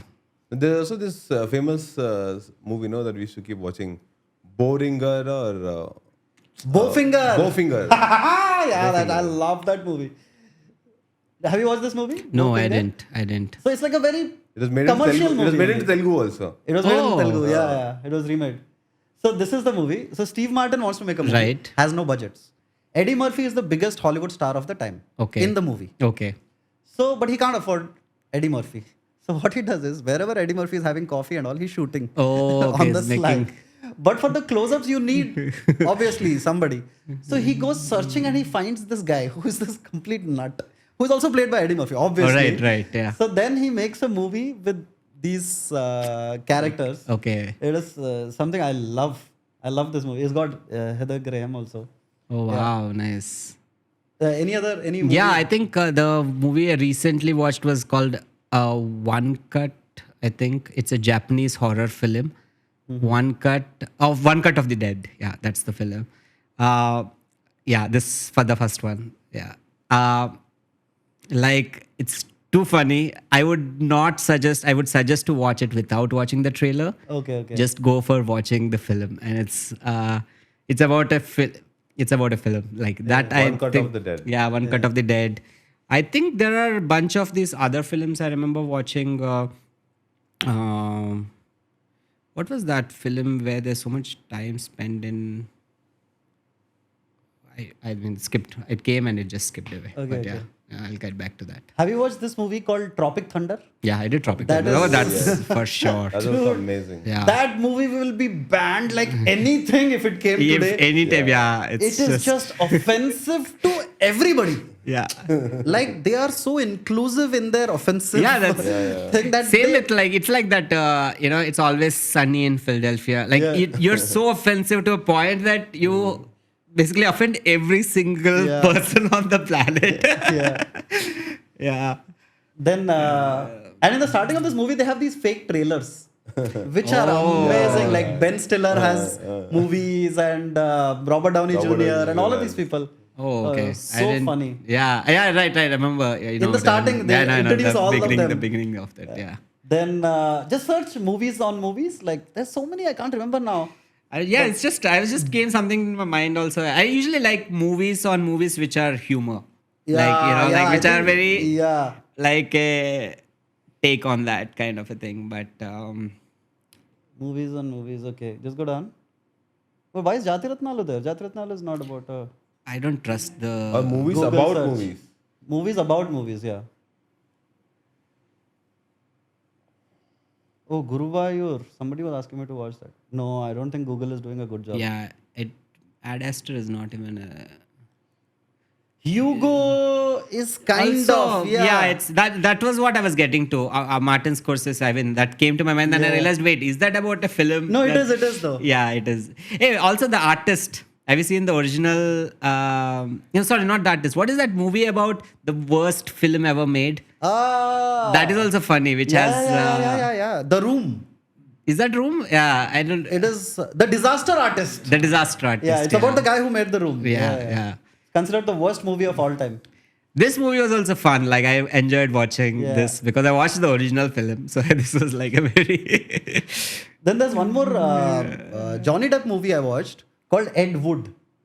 Now, Ed Wood is considered the worst filmmaker to have ever lived. He made just the worst movies. And this guy plays Ed Wood. Right? It's a Tim Burton movie. oh Right? And they show the process of him making those fuck all movies. It's got a great cast. It's got Martin Landau, Bill Murray, Sarah Jessica Parker. So initially you're like, okay, he's a stupid guy. But as the film goes on, you kind of start feeling this empathy towards that character. And he has his own issues, of course. So yeah, this is another movie that I love. I haven't seen this. I would love to watch this. Then any other, just go back to movies about making movies. The list. Any Silent. Sunset Boulevard I haven't watched. Silent movie I haven't watched. No. Adaptation is a great movie. Meryl Streep movie. But yeah, I don't know why in India we don't have movies about movies, dude. Like We do, no? Luck by Chance is there. Luck by Chance is Yeah, kind it's a of yeah. nice film. Neninte. Neeninte. Yeah, Oh yeah, Neeninte yeah, was there, yeah. You're right. Nagaram Nagaram Ke Mandi is about short film, but yeah, about filmmaking. Correct. 8.5. I haven't watched that. Bowfinger. Good on. Cinema Paradiso, have you watched? I did. That's also one more. Even Boogie great Nights movie. is great. Boogie Nights is great. Correct. I like actually most of what is the director's name? Boogie Nights guy. Paul Thomas PTA. Anderson. PTA, Paul Thomas Anderson. Yeah. I kind of like I like this Maverick. Like one is Paul PTA. Then I love Gaspar Noé, who made Climax and Enter the Void. If you've ever seen Enter the Void. Oh, Climax, that one shot. No, it's not. It's a very crazy Maverick filmmaker. Like very visceral, visual. Enter the Void it's outer body experience film. Okay. It's a movie about outer body. The character dies, and the rest of the film is the character living through this. It's a trippy film, like definitely. An American drug dealer living in Tokyo is betrayed by his best friend and killed in a drug deal. His soul observing the repercussions of his death. Oh. It's a very visceral film. All his films are. Gaspar Noé's most of the films are like that. Very vivid and very visually like. Correct. Crazy. So with your interest in cinema, actually, two of my favorite filmmakers were actually photographers who turned filmmakers. Kubrick, obviously, number one. And then there is this guy called Wim Wenders. Yeah, I know Wim Wenders. He was also a The photographer. Past Lives. Yeah. Sorry, The Perfect Lives. Sorry. I saw this documentary that he made actually. Wim. Is it the one about the jazz clubs? Yeah, the Cuban Yeah, South Havana Jazz Club. Yeah, it's I think. amazing. I'm a huge fan of Wim Wenders. Like, Yeah. So do you have any like interest in getting into like directing or anything like that? Is that something that see, I would, I think, at some point. I see film for me was till a very recent time. I've always Buena Vista Social Club. Buena that's Vista what it was Social Club, called, yeah. correct. I've always seen cinema as it's a magical escapism. Yeah. Like I like watching cinema. For the longest, I've only seen it as a viewer. But now I do kind of like often like because I'm making like short format stuff mostly for fashion or like otherwise. I feel a bit more confident about like making things. Don't know whether I would do it or not, but I definitely feel a bit more confident about making cinema. And if I make also, I would make either horror or coming to age, which would be the beginning point for me. Correct. Yeah. Hey, coming of age, please don't make horror, man. I want to make horror because there's no good horror films. Like what is a good horror Telugu film? I'm scared. The last decent film I enjoyed was Masuda. Masuda was good. I was just going to say, yeah. Except Masuda. that I don't know. In 20 years, I have not seen a horror film which blew my mind. Correct. Whereas like we don't have good, and we have so much. Like if you see in Incantation or any of these films, we have so much culture through which you can build like horror. Like I feel we have so much potential to do that. And the big issue I feel about horror in South, in especially in Telugu, is we still use the same visual language which we take our regular films and apply for horror. Okay. And I think that doesn't, like in the sense, horror is not about giving in. It's always about waiting and you're anticipating and you are. So the silence and the waiting of it in our cinema grammar doesn't have waiting as a thing. You need things moving. You need things happening all the time, right? Yeah. That I think is where I've often found very tough to watch horror films in Telugu because I don't have time to connect to the story that much before things happen, and then it becomes like a very gimmicky scare, like jump scare kind of a thing. Yeah. Correct. One horror movie that I watched, and like something changed in my movie watching experience around the last 7-8 years, is that initially when I would watch a movie, I was like, okay, do I like the movie, dislike the movie? Those are the only two binaries that you view cinema was. But then I read some, I think Paul and Keel or somebody where they said that no, it's not about whether you like it or no. There is like whether it stays back with you or not. So now I'm trying to go beyond the liking and disliking, which is very difficult when you're reviewing movies because you're primarily going by that. But then there's this one movie, Jordan Peele from our Key and Peele guy. Nope. Nope. Yeah. Fuck, did you watch that movie? Yeah, absolutely. I'm a huge fan of Nope. Yeah. That's his latest film. His latest It's a horror horror- movie. It's it's a unlike science fiction any horror horror film, movie, yeah. dude. Oh. And so I watched it in theater once, and I said, okay. Then I watched it a second time because I thought, okay, maybe I'm missing something. Then I watched it a third time. Then I watched it online again. I mean, whatever On the computer platforms, yeah. Yeah. It is just It is just strange, man. It is. Yeah, I love Jordan Peele. I think even the Get Out is like a Get Out great is film. amazing. Amazing film. But Nope, I also like because he mixed horror with science fiction. Science fiction. Which I am a huge fan of. Like, and also if you know the film, it's all shot, the night scenes, Yes. which they had to do. Yeah. They had to like do this IR, like infrared camera attached to a real camera through a prism. Okay. So that they could capture the skies under IR, so they could replace the image skies with the. So that's why it has this strange darkness to the film. If you ever watched, Yeah. yeah, it has this very. It puts you off into. It is a bit polarized, but I watched it in theater and I loved it. I absolutely love that movie loved as the design of it. It's also about filmmaking, by the way. A movie on movie. If you've seen the movie, Yeah. the whole I mean, thing where- happens about this guy basically have this horse Yes. where the yes. first horse. Oh, yes. Yeah, the yes, grandfather yes. was the beginning of the first First, first video cinema ever video ever made is the motion of a movie, like a moving horse. Horse. So that footage of that horse and actually has this guy who is galloping it. And in the movie, the character's great grandfather is that person. Correct. And also the story happens about it's a even the whole thing about this guy who has a like a film memorabilia Yeah. kind of a thing set up Yeah. is it's a very interesting. And also, there's that connection to that kid who was shooting a sitcom back, and there's a chimpanzee, like Yeah, how the film begins, right? Yeah. And there's actually quite a bit of film on film. Yeah, film. Also, we forgot Tarantino's. What is the film with Once Upon a Time in DiCaprio? Hollywood? Yeah, Once Yeah. upon, that's also film on film. yeah, once upon a time in Tollywood. Oh, who was your favorite like actors growing up? Like who really was like? I think I learned a lot of visual taste towards like. Do you have any filmmaker or like actor like a because in India we have like actors as the Yeah. center. Yeah. Like directors are critical, but it's always the like Pawan Kalyan, for example. Yeah. Correct. I think he influenced so much of Yeah. design in Yeah. cinema and fashion in general. Like even in cinema, like is earlier films have like a lot of visual language, which is very different to anything we used to watch at that moment. Correct. Yeah. And I think the cult fandom actually comes It from does, there. it does, yeah. Like we didn't know how to verbalize it, but what we saw was just so new. Yeah, like Made in Andhra has this like like this African American, I don't know, like they got African men like doing like this hip hop things, and we've never seen anything like that before in our cinema. I don't think we have any film which had like that contrast of cultures and like things, which is definitely. Yeah.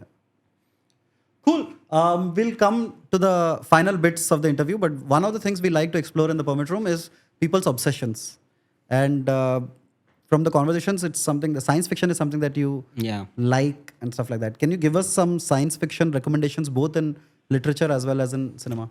Cinema, I think, obviously, 2001 Space Odyssey, for those who haven't seen, still holds today. Correct. For me, it blows my mind. They made the movie before we went to moon. Yeah, 1968, no? Yeah, we made it 65. We went to moon after 4 or 5 years or something like that. Okay. So that is for me a very interesting thing. And I think his obsession towards creating a realistic thing is insane. Like for me, like to think that he was using that design a whole world of floating things back in the day. I have a book of making of 2001 Space Odyssey, which is a very informative book on that.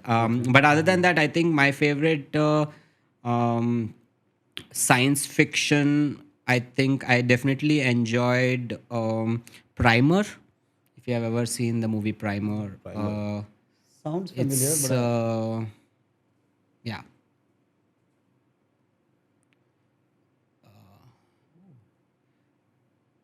Yeah, this 2004? yeah, it's a older independent. Yeah, this is I mean I really enjoyed this film. Like, Okay. I had like some bizarre. There was this movie about a doll I watched. It's a German film. The doll has a chip inside, and this doll comes from future. Okay. And then they discover this Intel chip inside, which is like way advanced in future. Which was, I don't remember what the name. It was some German English film, which was also very interesting science fiction film. But books I read, I don't. I mean, movies we do have so many variations of science fiction, right? Like, I mean, Interstellar still to me. I watched Interstellar in every single format it released, including IMAX Dome. Okay. Dome. The Dome IMAX. Okay. Because I was actually in US when Interstellar released, and what happened was, obviously I watched IMAX 70 celluloid version of it, but then later on they started releasing these. US has this like AMC and like a chain things where you could get like a pass, and you could watch that cinema how many times you want. Oh. Like you get an interstellar pass. Yeah, you get a movie pass Okay. of one movie, and you can watch it within that month how many times you wanted. So Wow. what I did was I took that pass. Then it had like 3D digital like there are a bunch of different like it released it in so many formats. So I used to go and watch that movie in different because for me also, if you ever watched Interstellar, you should also read Science of Interstellar by the guy who executively, like there was this guy called Kip Thorne. Kip Thorne. Yeah. So he was the consultant for the film, and he wrote a book about the science of Interstellar, where they were looking at all the topics which are used in it and how practical versus where did they take creative liberty and so forth. It's a good book on like science of black holes and like what happens and so forth and stuff. Then I think most of I am looking forward to, like, there is one of my favorite books is Rendezvous with RE, and you can type it out RENDE, and Rendezvous with Rama. That is what DEVE. Rendezvous with Rama. Yeah, RAMA. Yeah. Arthur Clarke. Yeah, this book is insanely good. Like the first time I read it, it just blew my mind. Then I kept watching, and I hoped it would be made into a film one day.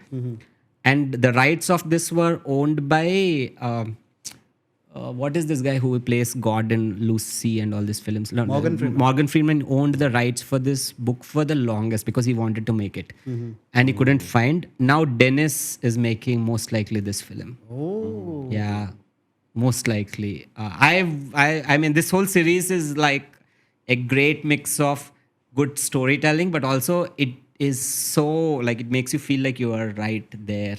And I mean, Arthur Clarke also wrote 2001: Space Odyssey. Yes, so, yes, yes. Yeah. Any This- other science fiction? Yeah, there were a bunch of. I think I always would suggest. What is that one with this kid who goes across the universe? I forgot the name. I'll tell you. Flight of the Navigator? No. Just write the book. Anyway, I'll come to that. at Oh, the some one point. where 42 is the answer to everything in the world. Not across the Hitchhiker's Guide. Hitchhiker's Guide. Hitchhiker's Sorry. Guide, So yeah. thanks. Yeah, Hitchhiker's Guide is something I used to read it every 2-3 years once in a while. Correct. More than the film. I mean, film is great, but the book is something else. Like there's so much nuance in the humor of the book that it gets lost in cinema. Yeah. Yeah. But there are like a lot of my other crazy science fiction films I've watched was like slightly older. There is one like what is Spielberg's film Close Encounters of The third kind. Third Kind. When I watched it, E.T. was really my favorite growing up. a bunch of these. What about Aditya 369? Do you have? Yeah, I do like Aditya 369 was like a thing. I actually watched it in theater. I remember watching it in theater. It blew my mind. I think at that point, even today, I think it still holds Yeah, true. yeah. I watched it in 2014, I think, and it's still Yeah, survives. the graphics are whatever, but at least the idea and- level it completely kills. Because I like that if you look at the future part of it, they actually go into this place where all the plants and vegetation is gone and you're living in this like desert kind of a thing, which is like I mean it's like it could be a possibility, you know. Yeah, that I found very interesting. Aditya 3, I mean we didn't have much science fiction except that. What did we have? Nothing else. Yeah. In fact, in India, I think that is the only science fiction movie we have. And Mr. India. And Mr. India, yeah, correct, probably. Yeah, Mr. India was But there. Mr. India, I think, would be more fantasy than science fiction. Yeah, but it's like right. Yeah, and this is the only like I think like time travel. time and travel all of as that. time travel as a concept we rarely have used. Yeah. We are rarely ever 24. used. But that's But time the- travel. 24 what? The TV show? No. Oh Surya. yeah, right. I correct, forgot. correct, That was correct, also correct. I still remember seeing it. Yeah. Yeah. Cool. Oh, I remember this. Yeah. Yeah. But was it good though? Yeah. It was Very good. Okay. I remember one movie where Robert Downey Jr. is there. It's also based on a novel, Philip K. Dick novel, where they have shot the real person, but there is a term for it, I forget, where it looks like it looks like a painting, computer animation, but Motion capture. Huh? just search Robert Downey Jr. Philip K. Dick. Search Philip K. Dick, no?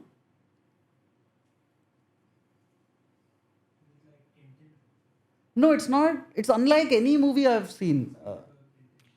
Philip K. Dick. Mood Indigo is also a crazy film if you have ever watched that. It's by the guy who made Scanner Darkly. Eternal Sunshine. Oh, Scannerly. Oh, okay. So it's like, can I just show that image? Wait, this is Richard Linklater's film? Yeah, Richard Linklater movie. Oh. And they all look like that. I've ended up meeting him also. When Boyhood released, I was there for the premiere.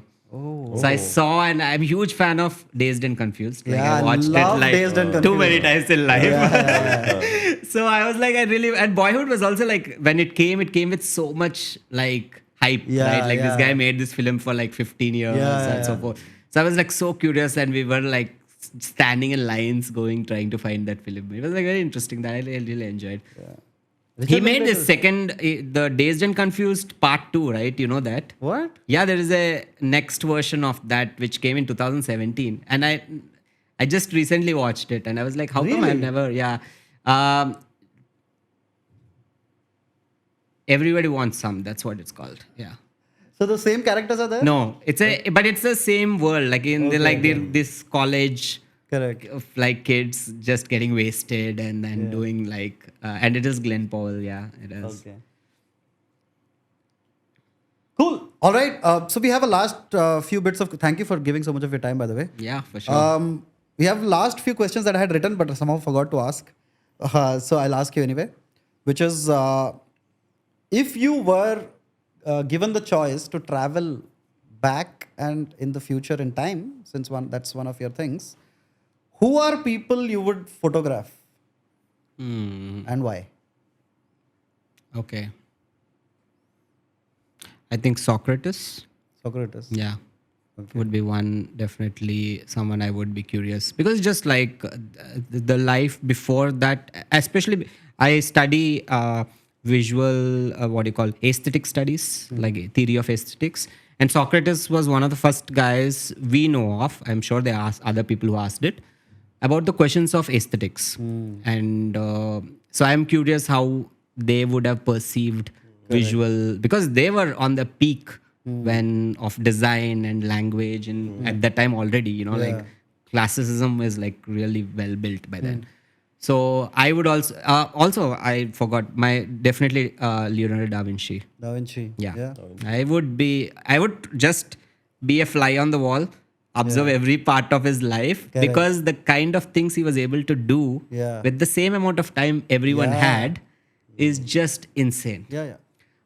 So No, I firmly believe he's the greatest human being to have ever lived. I would totally By agree far. on the amount of learnings I got from studying his biography, or like just observing his what today modern we use. A large portion of inventions have somehow been linked. They are linked to his Yeah. observations about, like, most of science and art Yeah. has what do you call, foundation built by him in one way or the other. Correct. Yeah. So, and also to be so curious, like he's probably might have been curious every single moment of his life, looking about and wondering why is that happening, and trying to figure out on his own instead of waiting for.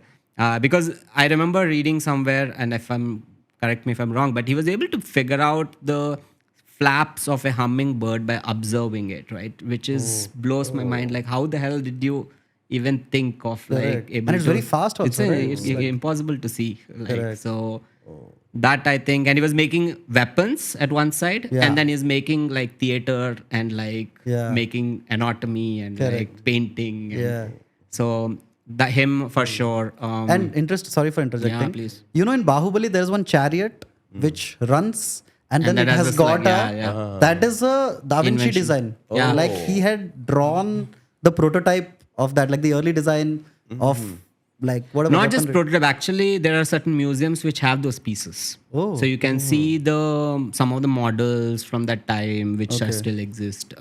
I remember going for a like a museum which had a introspection of all his weaponry based work. Okay. Not everything, just the weaponry base, all including his drawings. And Bill Gates has the book, which is Yes, his yes. biography, like his all this. Yeah. So they had brought the like some of the work from that, and that is very interesting. But because it's just insane for one person to radically think completely in opposite directions and still be so good at doing that. Correct.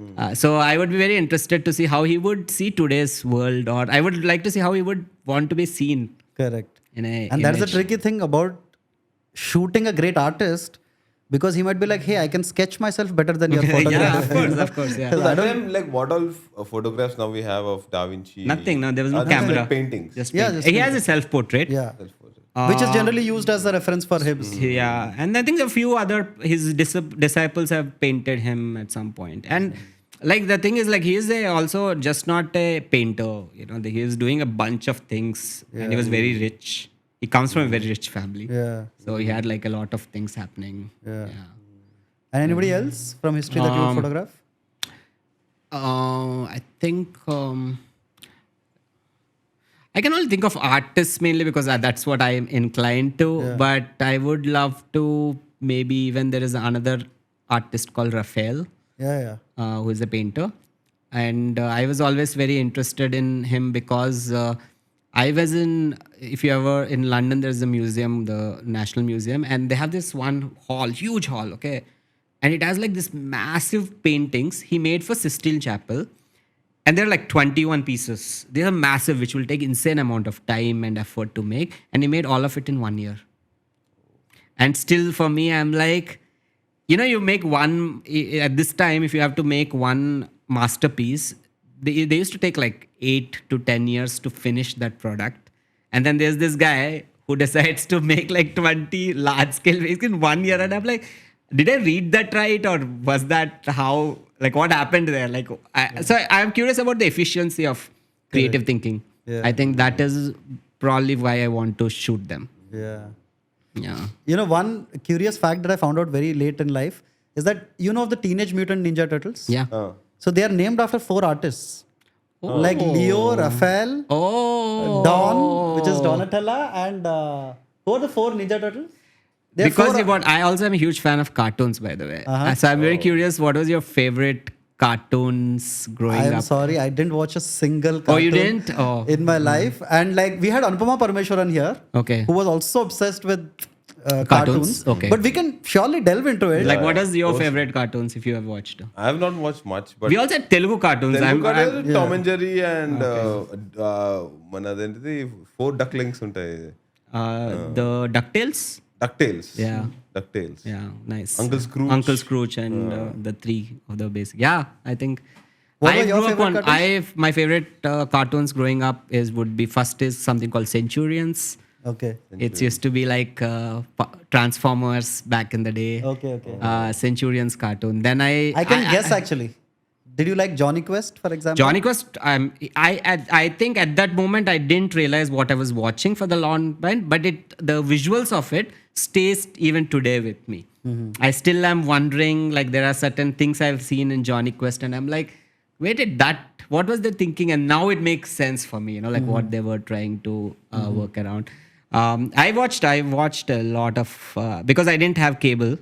So if I go to someone's house, I just used to watch Cartoon Network whole day. Like how many hours you give me, I would just watch that, and then I watched a lot of anime after it became accessible. And Can you give some anime recommendations? We keep Anime. getting no, asked. I haven't watched. I watched the old first generation, which was accessible, was Death Note and Naruto and like Bleach, One Piece. These were like when I was in college, I had a lot of free time, and we used to have access. Like basically, I could knock off whole series in like 2-3 months. Correct. Because they were like they've been making for 10 years, so it takes a lot of time to cover up that much content. Cool. Yeah. All right. And here's my final question. It's something we ask all our guests. Yeah. But before that, is there anything you want to talk about? Is there any of your pet obsessions that...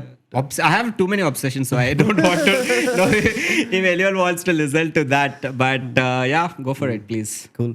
So, most of our guests who come here, we feel like they have nailed 4 aspects of their life, and we like to ask them about these 4 aspects, which are physical health, mental health, financial management, and time management. Okay. So, about these 4 aspects, can you just tell us your insights? Physical health is something I started very late because I was like very chill about it. But then now I feel it's a very important part of the process I do, because when you have to navigate a lot of, especially photography or filmmaking, these are very intense, labor-intensive works.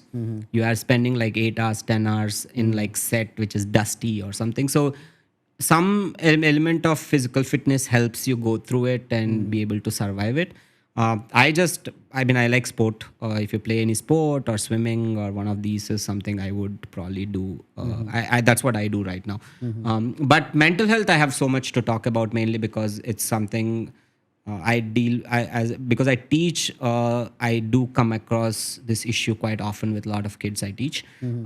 So I have a certain workflow for which I help. I have morning routine which I do, which is that every day I have a certain set of things I do.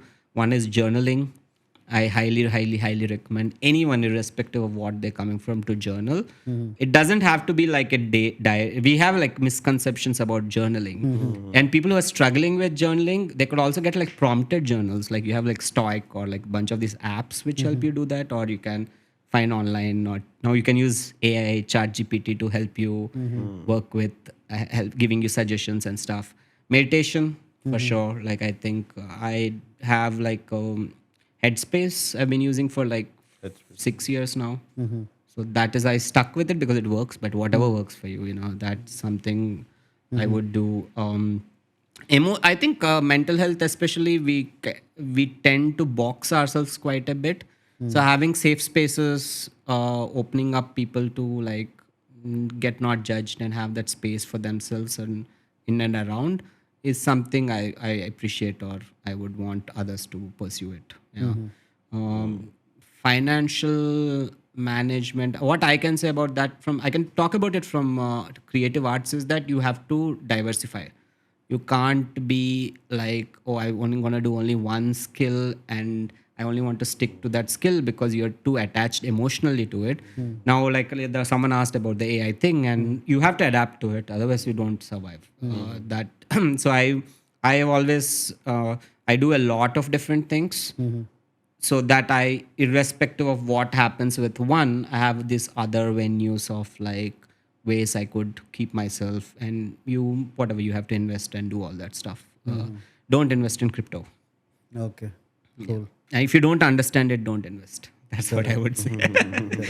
And time management, I think it comes with like I'm not a huge fan of routines in general. I hate routine, as I said. Schools, I have too much trauma with routine as a habit.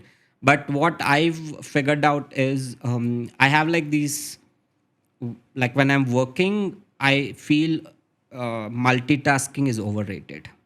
Don't multitask. I think that it solves a insane amount of problem, because we often end up spending so much time trying to do bunch of things, and your brain has only that much attention to focus on one thing. So you kind of are diluting the potential of what you can do because of that. So multitasking is something I highly suggest to avoid as much as possible when you're working on something like that. Yeah. And otherwise it's like simple things like you now you have like, I mean, technology helps with so much of time management. Like you can now, it's way more easier now than ever in the past, especially with kind of, but it's also distraction. Instagram is the biggest distraction, I feel. Like, for me at least it is. Yeah. So I try to kind of like deactivate it or like delete it every few months. Take a clean time off. It's like sugar high, Yeah. Correct. Cool. Thank you. Kesas, do you have any anything questions? else? Yeah. Or anything you want to share? No, I'm good. Okay. Cool. Anything Yeah. you want to say to our viewers? No, I think I'm good. I think we have spoken enough. But I genuinely feel No, but I'll check out all I those would, movies. yeah, please. I would suggest. I think very important things I would ask people, anyone who is pursuing any creative fields, is curiosity is very important. Like encourage your curiosity. There are a lot of times we try to shun it because we're conditioned to like, hey, why are you asking this question? Or like, it's useless. Why do you waste your time thinking about all these things? Those actually like shun your creative growth, because I think curiosity is a very natural instinct of human evolution. So if it is something you can encourage with yourself, your parents to be curious, your children to be curious, I think that is amazing to pursue. Yeah, it leads to so many wonderful things. Correct. Like keep asking questions. Yeah, ask questions, and you also like you might be interested in something, but you often take a back step because people might say, "Oh, that is why are you doing that?" Like I don't have any limit. Like if I want to watch a cartoon at this moment, I'm curious about seeing something, or I want to like have some idea in mind. I don't want to wait or waste that opportunity by thinking about like what would people pursue it, or is that worth pursuing, and so forth. I would rather actually go and do it and then see if it works, it works. Otherwise, what maximum is you lose some time. That's about it. Correct. Yeah. Cool. All right. There you have it. Thank you so much. Thank you. This is without doubt our longest episode so far that we have shot. Yeah. I think Yeah. crazy. But yeah. as a listener of long podcasts, I'm sure you'll be okay with that. I mean, I hope everyone else is okay with it.